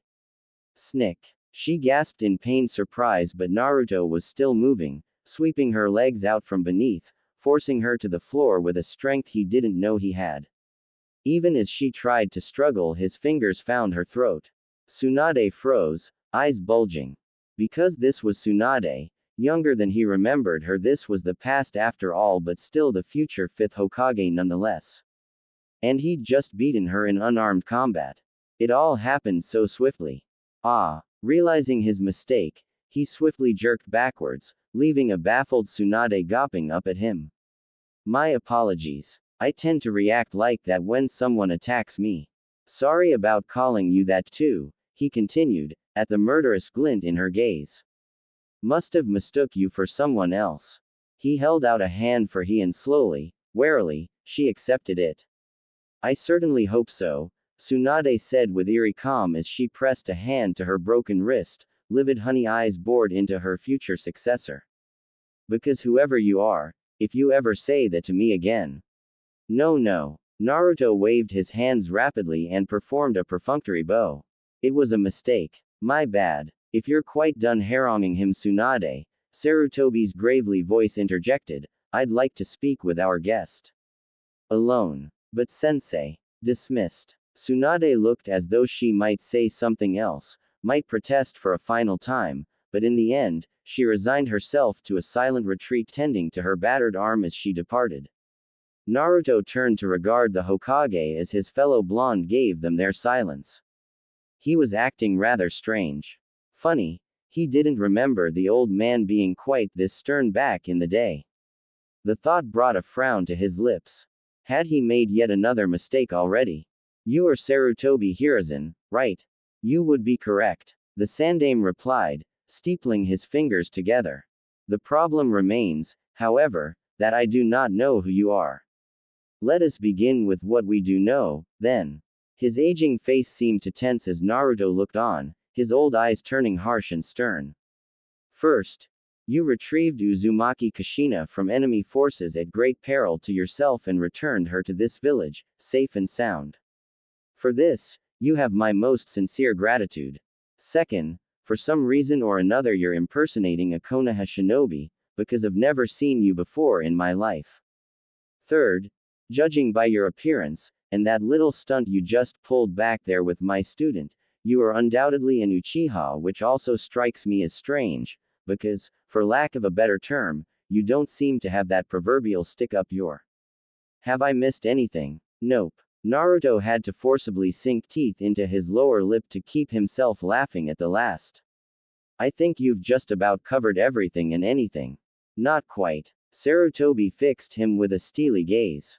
There is still the matter of who you are and what you want. Now, because you've chosen to be courteous to me, I shall extend the same courtesy to you. I will ask you one final time. Who are you? Naruto dithered a moment longer, wondering just how much he ought to reveal. He'd already altered events by saving his mother, who was to say what would happen if he revealed he was from the future. Slowly the Junin opened his eyes, letting the gathered teardrops run down the side of his face towards his ears. Just what the hell was he going to do? Even if they did believe his story, there was no way in hell they'd accept his change in appearance. At the least, they'd throw him in a mental hospital. At worst, they'd condemn him to death. The Shinigami's explanation rang through his mind once more. This is what you are going to say. He felt his eyes begin to burn again. He knew what answer he had to give. Do you know the name Uchiha Madara? There was a silence. When the third next spoke, There was an audible edge to his words. Surely you're not claiming to be PSH. Naruto snorted and waved the Sandame's concerns aside. There could be no taking his words back now, the only way out was forward. Of course I'm not Madara. I'd have to be like 100 years old. Much to his own consternation he steeled himself, drew a deep breath, and continued the lie, continued to weave this fine, delicate tapestry of falsehood. I'm his descendant. What? Did I stutter? Naruto forced a tuff of arrogance into his voice. Easy enough when you knew someone like Sasuke and watched the words work their magic. Uchiha Madara is my grandfather. I am of his blood. Must I demonstrate myself further? Sarutobi paled and promptly crossed himself. Twice. Naruto watched a myriad of emotions flicker across his face. A descendant of that man, standing here before them. Now that he looked, the man did bear a passing resemblance to the legendary Uchiha, but no. That couldn't be possible. Madara didn't have any descendants unless he'd fathered a child before being slain by Hashirama in the Valley of End. And if he had, if such a child had grown and produced yet another child. He slammed the lid shut on that train of thought before it could consume him. I'm afraid I'll need more proof than your word. See is believing, after all. Naruto sighed and released chakra into his coal-black eyes, awakening the bloodline bestowed upon him. Sarutobi stiffened as the Sharingan abruptly emerged, its triple tomo swirling firecly angrily in each eye. Naruto bit back a grimace of his own once he beheld his reflection in the Sandame's slate-gray stare. Madara's eyes were still evolving. Rapidly. Would he unlock the Mangekyo at this rate, and lose his eyesight before he could accomplish his goal? He hoped not. Those eyes. Hiruzen visibly swallowed, as though he'd seen something in them Naruto had not. I see. Gathering himself up with an effort, he forced himself back to the table once more. Why have you come here then, after all this time? Surely you could have left Kushina at the gate. I mean, at Naruto's thunderous expression he was quick to amend himself, you must have had a life outside these walls. My father recently passed on. Another lie. But before he did, he told me that all Uchiha were welcome here, and as I find myself growing lonely, I decided to stay. Is that a problem? Not at all. Sarutobi seemed to welcome this change of topic with open arms. If you wish to come into the hidden leaf, that can be arranged. But on to other matters. Where did you get the headband? He asked. This. Naruto pretended to consider the Hishiate for a moment. It was passed down to me. A trophy of sorts. I'll have to have someone validate that. A small smile etched across his visage, like a crack scrawling across stone. But if you're telling the truth, I'd be more than willing to welcome you into our village. He rose out of his chair and pulled up a seat. You may wish to make yourself comfortable then, stranger. You may be here quite a while. My name is Naruto. At last he thought to himself, some truth. Naruto, then. Sarutobi confirmed. I'll have someone come by to collect you shortly. As you wish. Naruto replied slowly, choosing his words with the utmost of care. Send a Yamanaka to pick my brain. I have nothing to hide. Hours later. Some hours later, Naruto chewed on his bottom lip as he wandered through the streets of Konoha. It had been a long time since he had been able to walk through the village like this, especially since it had first been destroyed back when he was 16. They had done a very good job rebuilding it, but it just hadn't been the same. Especially once it was destroyed the second time. Another thing that had slightly unnerved him at first was seeing so many Uchiha. He hadn't gotten around to figuring out how he would prevent the massacre yet, but it would still be years before that would happen, at the very least. On the other hand, that made it of utmost importance that he try to convince the Hokage to get the Uchiha to merge with the village more than they currently were, lest they risked alienating themselves even further in the future. And then there was the matter of Tobi and Uchiha Madara, not to mention, ouch. Naruto touched a hand to his head and fought to keep from cringing. His head was still throbbing, a side effect of having his memories so thoroughly inspected. As the Shinigami had said, That which was seen were not the memories of Uzumaki Naruto, but Uchiha Naruto. Who would have thought the god of death could do such a thing?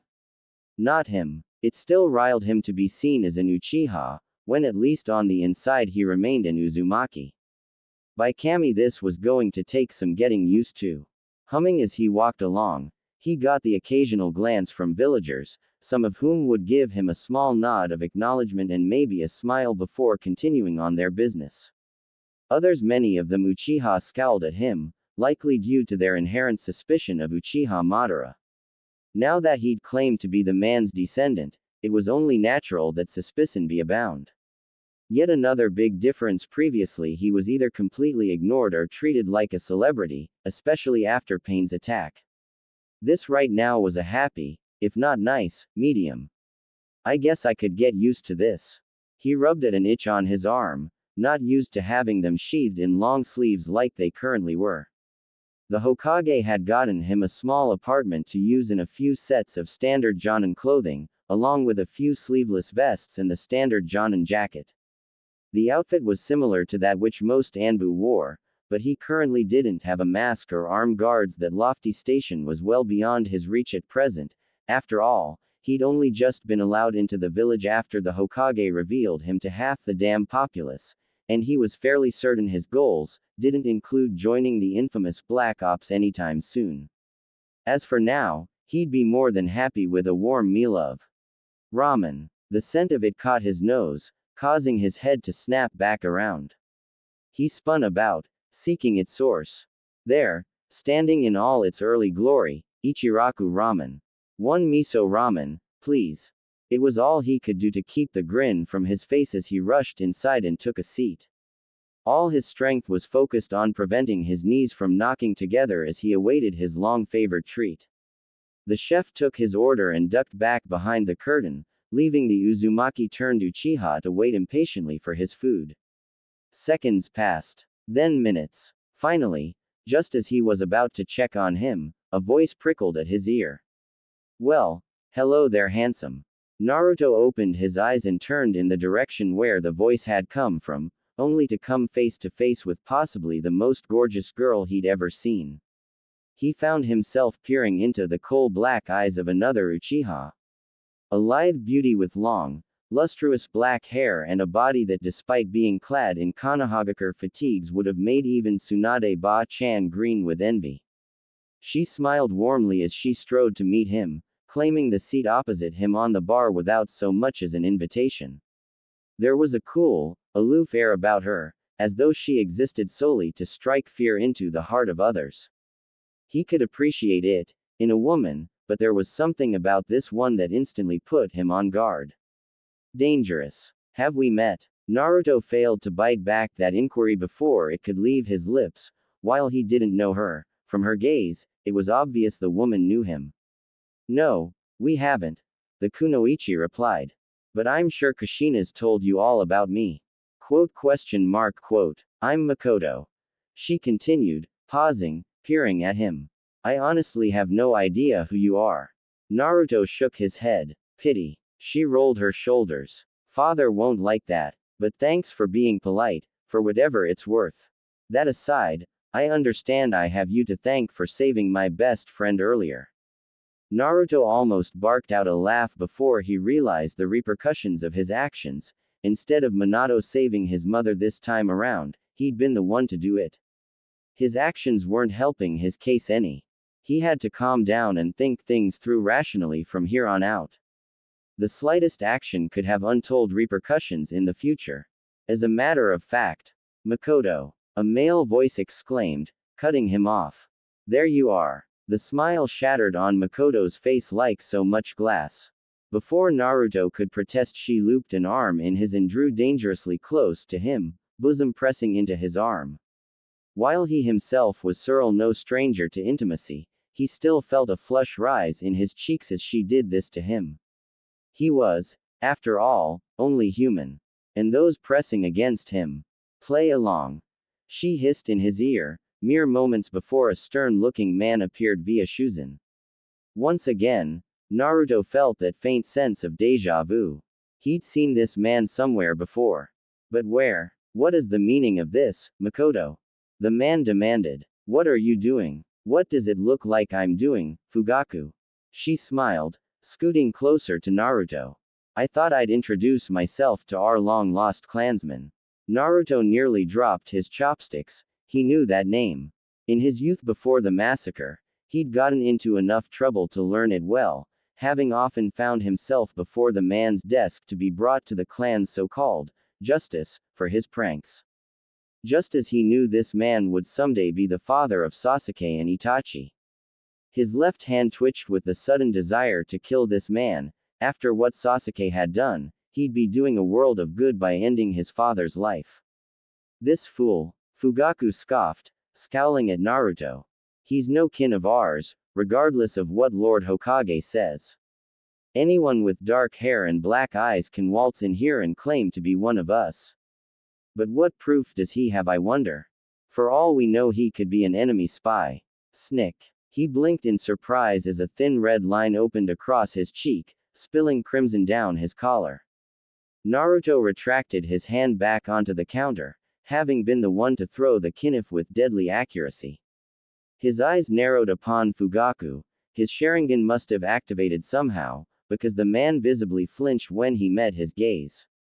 Care to run that by me again? He hissed. You don't frighten me, outsider. The Uchiha snapped back. And no class like you is nothing. No class? Is that so? Naruto quipped, detaching himself from Makoto, swiveling to face the man. Then why does it look like you're about to piss your pants?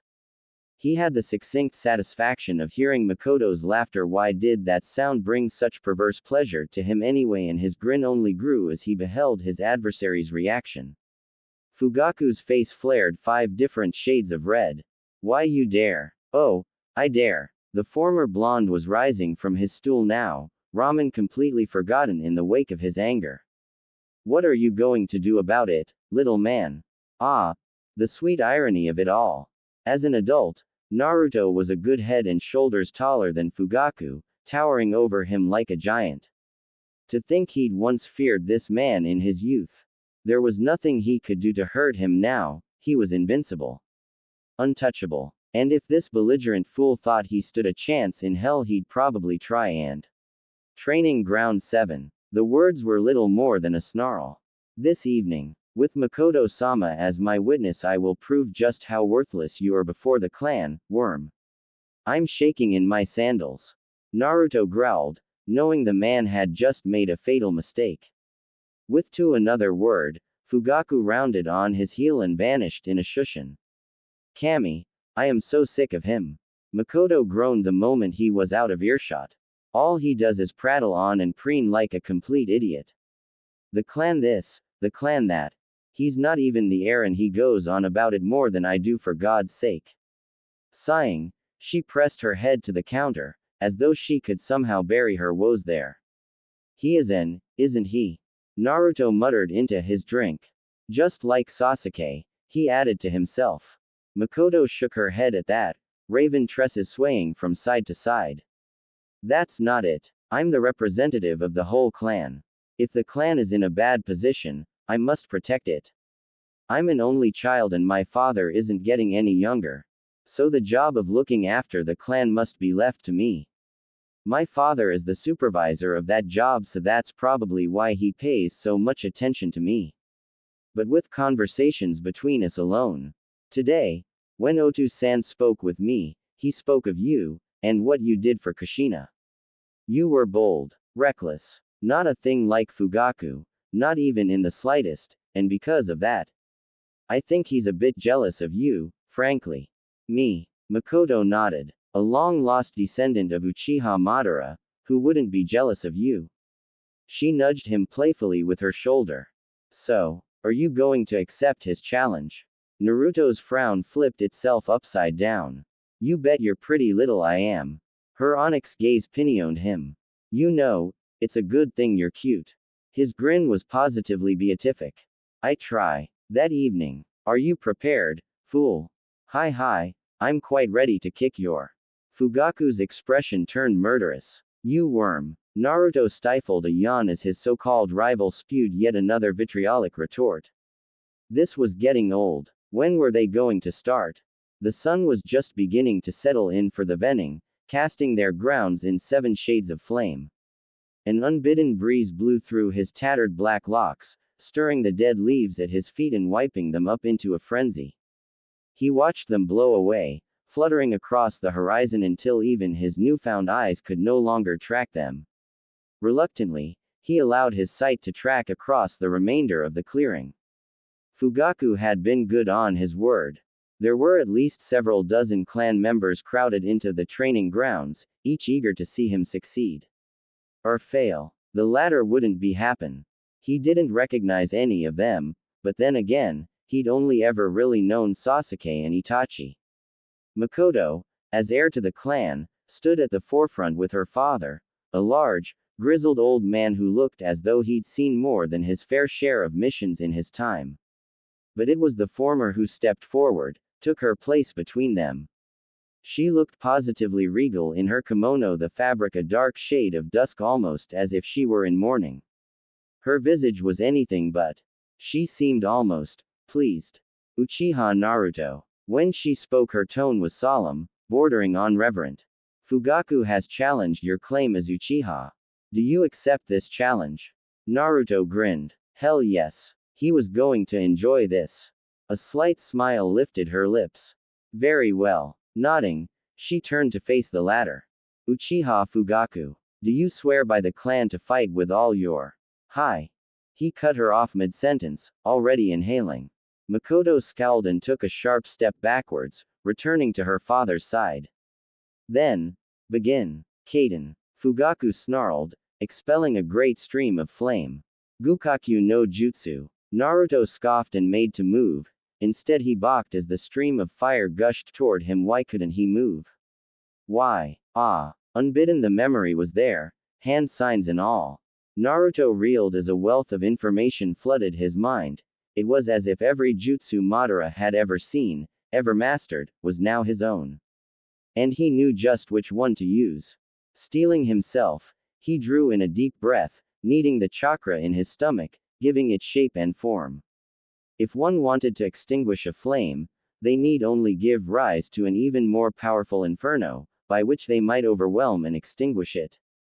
Fugaku must have sensed the sudden upswing of chakra, because his eyes bulged. That's Kaden. Naruto spat, grinning from ear to ear. Goka Mekyaku. He exhaled mightily, expelling all the chakra he'd been stoking in his lungs. The great fireball found itself snuffed out, easily extinguished before the rising inferno as it roiled forward. Into Fugaku. The elder Uchiha had just enough time to realize his folly before the blaze overtook his position, swallowing him whole. No. His mind railed against this sudden turnabout, fought the realization, the knowledge that he had more than severely underestimated this newcomer, this descendant of Uchiha Madara. Pain. Fugaku's last sight was of the torrent of flame rushing towards him, his last smell that of charred flesh, his own flesh. Then the black of unconsciousness took him. These were Naruto's next words, accidentally spoken aloud as the clan carted away the charred corpse that had once belonged to the great, now very late Uchiha Fugaku. And even if he was somehow wrong, if by some miracle the pile of smoking flesh wasn't a corpse, the man would likely never be a shinobi again. The Goka Mekakyu had done massive damage not just to the clearing but to the buffoon's body. The arrogant Uchiha had been left sporting massive third-degree burns, one of his hands had all but burned to ash in the massive explosion. Not that he felt sorry for him, mind you. Far from it. He was simply in awe of his own power. It was hard to believe that a single fire technique, even one of Madara's, had done such a good job at wiping that smug smile of that prick's face. If Kurama was still with him, he was certain the old fox would be laughing all 9 of his tails off. Even now, fire crews were still working to put out the blaze with water. Those few who had remained of the Uchiha gazed upon him with varying emotions of respect, awe, and in some cases even fear. As much as he might loathe to admit it, he'd just established a respected place for himself in the clan. And quite possibly changed the future. As he tried to contain his trepidation at continuously changing the future, Makoto sidled up to him, appearing visibly pleased with the end result. Well done, she said, indicating the charred terrain within a glance. I wasn't aware you knew such an excellent technique, as expected of Madara's descendant. Her finger trailed across his cheek before he could think to stop it, tracing thin lines across his cheek where his whiskers once dwelt and pulling his face towards her own. You know. When next she spoke, her lips brushed his outer ear, words warmer than her breath. I do believe I'm starting to fall for you more and more, Naruto-kun. She took him by the arm and began to lead him away from the others, deeper into the grounds. Odd. So how did it feel, obliterating him a single move? She asked at length. Don't lie, I saw your face back there, you enjoyed it. The former Uzumaki opened his mouth to say reply, and promptly snapped it shut as she stepped away, awaiting his reply. Sure, alright, Naruto, just roll with it. It was easy. He feigned a small smile in typical Uchiha arrogance. After all those years spent around Sasuke, it wasn't that hard. The fool wasn't even worthy of facing me. Truth be told, it was the great destroyer of flame was the only fire jutsu that held any sort of real significance to him. Madara had used it to nearly wipe out the Shinobi Alliance multiple times during the war. It was only fitting that he use it for the use it toward the greater good that to end their duel swiftly. He felt a brief pang of sorrow, suddenly realizing he just might have ended Itachi's existence before it had ever begun. But that was what this was about now, wasn't it? He was here to change this. Some of those changes might not be pleasant. And some of them might. The voice didn't belong to Kurama. He realized it was his own subconscious, a whisper of desire as he glanced at the woman beside him, refusing to be denied. There was certainly something alluring about Uchiha Makoto. She was bold, beautiful, and if her lips on his ear and her words were any suggestion, she was obviously attracted to him. He was no stranger to the female form, but what to do? Decisions. The old man had informed him that he wouldn't be able to accept missions for at least a week while he was instated as a citizen of Konoha, and it wasn't as though he'd be able to change anything just by sitting on his hands until such a time, so. Which reminds me, Naruto-kun. I have a favor to ask. You want to fight me? Naruto his head aside as Makoto finished her explanation, restraining a pained grimace as his raven locks threatened to blot out his vision once again. Kami alive, but he wasn't used to have this much hair. He'd have to cut it soon, perhaps into his old hairstyle. Maintaining it in its present form was absolutely out the question. Eerie resemblance to Uchiha Madara aside, he didn't necessarily enjoy being reminded of those old memories. The images of the madman cutting his friends and family down were still too fresh to endure. Makoto nodded, mistaking his silence for affirmation. Just a simple spar. No ninjutsu, or genjutsu. Only our Sharingan. Perhaps some kunai. I wish to see how your skill compares to mine. Once more, the time-traveling shinobi had to pause to consider the ramifications of his actions. Something about the way she'd said spar set off alarm bells in his head. Surely she couldn't be serious. After seeing what he'd done to Fugaku, she wanted to face him herself. You'll have to forgive me lack of enthusiasm. Granted. She replied, raising her arms and settling into a stance. You don't strike me as the type to hurt someone without cause. I like that. So, why don't we sweeten the deal? That caught Naruto flat-footed. Once again, and for the first time since meeting with Hiruzen here in the past, he was truly at a loss for words. I beg your pardon. Makoto's smile sent shivers down his spine. Say, if I win, you'll spend the remainder of the day with me, you'll spend the night in my quarters and do whatever I ask until sunrise. Oi, and if I win? The heiress's grin seemed to falter for an instant, as though she hadn't considered the possibility of her defeat. Then I'll be yours to do with as you please for the evening. Just like that, Naruto's deadpan was barely concealed. He didn't believe her for an instant, but something inside him stirred at the challenge. If I didn't know better, I'd say you're trying to get me in bed. Figure that out on your own, did you? Look, We barely even know each other. What's to know? Makoto countered, folding both arms before her not insubstantial bosom. I find you attractive. Don't you feel the same? It has nothing to do with whether you're related to Madara or not. I could care less about that. However, what I do care about is your strength. You proved your power against Fugaku back there. You're obviously more than a match for most of our clan. I dare say you'd even best my father, and he's the clan head. As his heir, I wish to see your true capabilities firsthand for myself. You do understand that, I trust. Yes, Naruto chose his words carefully, but I still fail to see why you want me so badly. In the face of his silence, she smiled. It seems forward, I know, but I have always known what I've wanted in life, ever since I was a little girl. Someone strong. A man who doesn't piss or preen over tradition. Someone willing to stand up for himself and what he believes in. She turned aside then, her eyes downcast.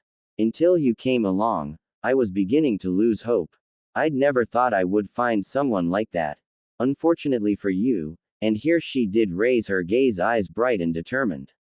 You've come into my life at the worst possible time and done exactly what I had hoped to do, turn my entire clan on his head. I expect you to take responsibility for what you've done. And then, just as swiftly as her Sharingan had shown itself, so did it fade, those charcoal orbs unexpectedly softening. Do you not find me attractive? She asked, tucking an arm around her waist whilst she spoke. As a fellow Uchiha, oh dear God, she's adorable. Naruto felt a trickle of blood trickle down his nose and promptly slapped himself. Just who the hell was he staring at here? Itachi's mom, Itachi's mom, Itachi's mom. I have to calm down before I go and do something stupid. And yet, his mind was screaming at him, telling him that this was the woman responsible for giving birth to Itachi and Sasuke. By all rights they might not exist now after what he'd done to Fugaku, but a small part of him cried foul at the thought of eradicating Itachi from existence. He tried to shut down all thoughts of mutual attraction from his mind, but to no avail. They clung like a stain to his brain, resisting all attempts to be scrubbed off and clean. And as such, he wasn't quite ruining the next words that emerged from his mouth. Well, you're certainly not unattractive. Gay. These Uchiha really spoke their minds, didn't they? She wasn't anything like Itachi or Sasuke. Nothing at all. He didn't remember either of them being like, well, this. He was swiftly losing himself, Naruto was, and their spar had yet to even begin. Well, when you put it that way. Begin. She dove at him, her body a lithe blur, ebony tresses streaming out behind her as she threw the first punch. His new eyes saw it coming a mile away. What they didn't see was her hand emerging from the pouch at her back. The blow had been a feint. Naruto's head snapped to the right, his mouth snapping shut with a harsh click as something screamed towards his face at breakneck speed. He felt something catch between his teeth, and only then did he realize he'd caught a kunai between his teeth. Makoto gave him no time to try and process his small victory, however, her hand scything towards his neck in a devastating arc that, if successful, would surely leave an awful bruise if it connected. He'd learnt since a young age to underestimate the strength of an Uchiha, certainly not one in her prime. With a hiss, his head arched backward, taking the kunai between his teeth and shooting it back at her with the sheer force of his tongue alone. A thin slice opened upon the older Uchiha's cheek, earning him the briefest of surprised snarls. His hand snared her wrist in a vicious vice, biting down with enough force to shatter bone. This same technique had broken Tsunade's wrist hours before. Makoto didn't even flinch. Naruto saw it then, the chakra circling in her veins, strengthening her body, granting her resilience, momentarily surpassing his own strength. Not bad. She conceded. But, he challenged. But I can do better. Makoto scissored her legs beneath him, depriving both of their balance. The Uzumaki-turned Uchiha had a heartbeat to realize just how much he was beginning to enjoy their little spar, before that old instinct of his kicked in, sending his new body whirling into action. Sharingan eyes flared, He saw her heel come sweeping towards him an instant before Makoto began the motion. In the blink of an eye, he launched himself upright, planting his knee into her stomach. He braced himself then, readying for the counterattack. That never came. Makoto crumpled like a sack of potatoes, her body flopping like a wet noodle to the ground. Oh crap. He'd underestimated his strength. Just what kind of awful power dwelt in this new body of his, to fell someone with a single blow. Stooping to a knee, he began to check for a pulse, silently fearing the worst. He hadn't killed her, had he? A harsh cough from Makoto swiftly disabused him of such a notion. She was still breathing though stunned by the blow to her stomach all the same. Sorry. Naruto murmured. Guess I don't know my own strength. Impressive. She gasped up at him. Your strength exceeds everything I thought it would be. Truly. As promised. Nope. What? I said no. Naruto felt he might be making the biggest blunder of his life, but still, he shook his head. Don't force yourself for the sake of your clan. I detest that. More than anything, he hated it when people were lying to themselves. He wanted no part of this if the heiress didn't truly want him. And for a moment, he thought he'd been right. Makoto stared up at him for a long moment, her dark eyes disbelieving, her expression torn somewhere between anger and amused ire, as though she found this whole speech of his incredibly funny. A joke, even. Then she straightened, albeit with some effort, refusing all attempts at acceptance. Whoever said I was forcing anything, fool. Her hands closed around his visage and drew him forward, their faces now centimeters apart. I wasn't lying when I said I wanted you. Huh. Makoto looked like she was going to say something else, but she didn't. Instead she smiled, leaned up, and kissed him. Naruto shivered, a small tremor of desire arcing up his spine. But desire wasn't enough to hold him to Makoto, no matter much lust he might feel in that regard. It took a great deal of effort to break away, but he did just that, gasping slightly. We can't do this. He argued as she tugged him out of the sunlight and into the trees, but the words were without rancor. Oh, I think we can. She reached up, trailing her finger through his hair, stroking his scalp through the sea of ebony tresses. In fact, we're going to. Right here, right now. There was just something about the way she said those words that stripped away his self-control. Gazing down at her, her eyes half-lidded, her fingers exploring every inch of him, told Naruto all he needed to know. He'd been wrong. Makoto wasn't being forced into anything, she was doing this. There was absolutely nothing flitting across his frame. No, you don't understand. He was cut off as her mouth struck his, her lips connecting with his ferociously, her tongue probing against his. That did it. The last bastion of his self-control crumbled. And there you have it. Naruto finally sets foot in the village. It took me a damn long time to figure out how I wanted to present the Hokage scene, and with this, I can say that I am finally at last, satisfied. Poor Naruto though. No one sees him for what he really is, and more he's losing pieces of himself. He remembers what he once was, but more and more he's starting to see just how much a mess he's walked into. Pairing is still up in the air, but Makoto is most likely going to be involved, although I will gladly take any other recommendations that are offered. Makoto's falling for him, but the question does remain, will Naruto ever reciprocate her feelings? I'm leaning toward yes, in time. I may even include Tsunade, seeing as how the age gap has shrunk to almost nothing now. Makoto may have a slight lead, but the pairing it's still entirely up in the air. Vote. Review. Tell me what you want. So, in the immortal words of Atlas. Review. Would you kindly? And of course, enjoy the previews. I know they may be a total tease, but hey, I live to serve. Preview. Don't talk like that. Naruto shook his head. You're a hero of the village, after all. Kushina flushed. Hero. What makes you say that? Because you're holding back the Kyuubi, preventing him from escaping. Naruto's deadpan was barely concealed. Isn't that obvious? Why should anyone mistreat you for your sacrifice? There was a silence. Why you? You're really trying to make me fall for you, aren't ya?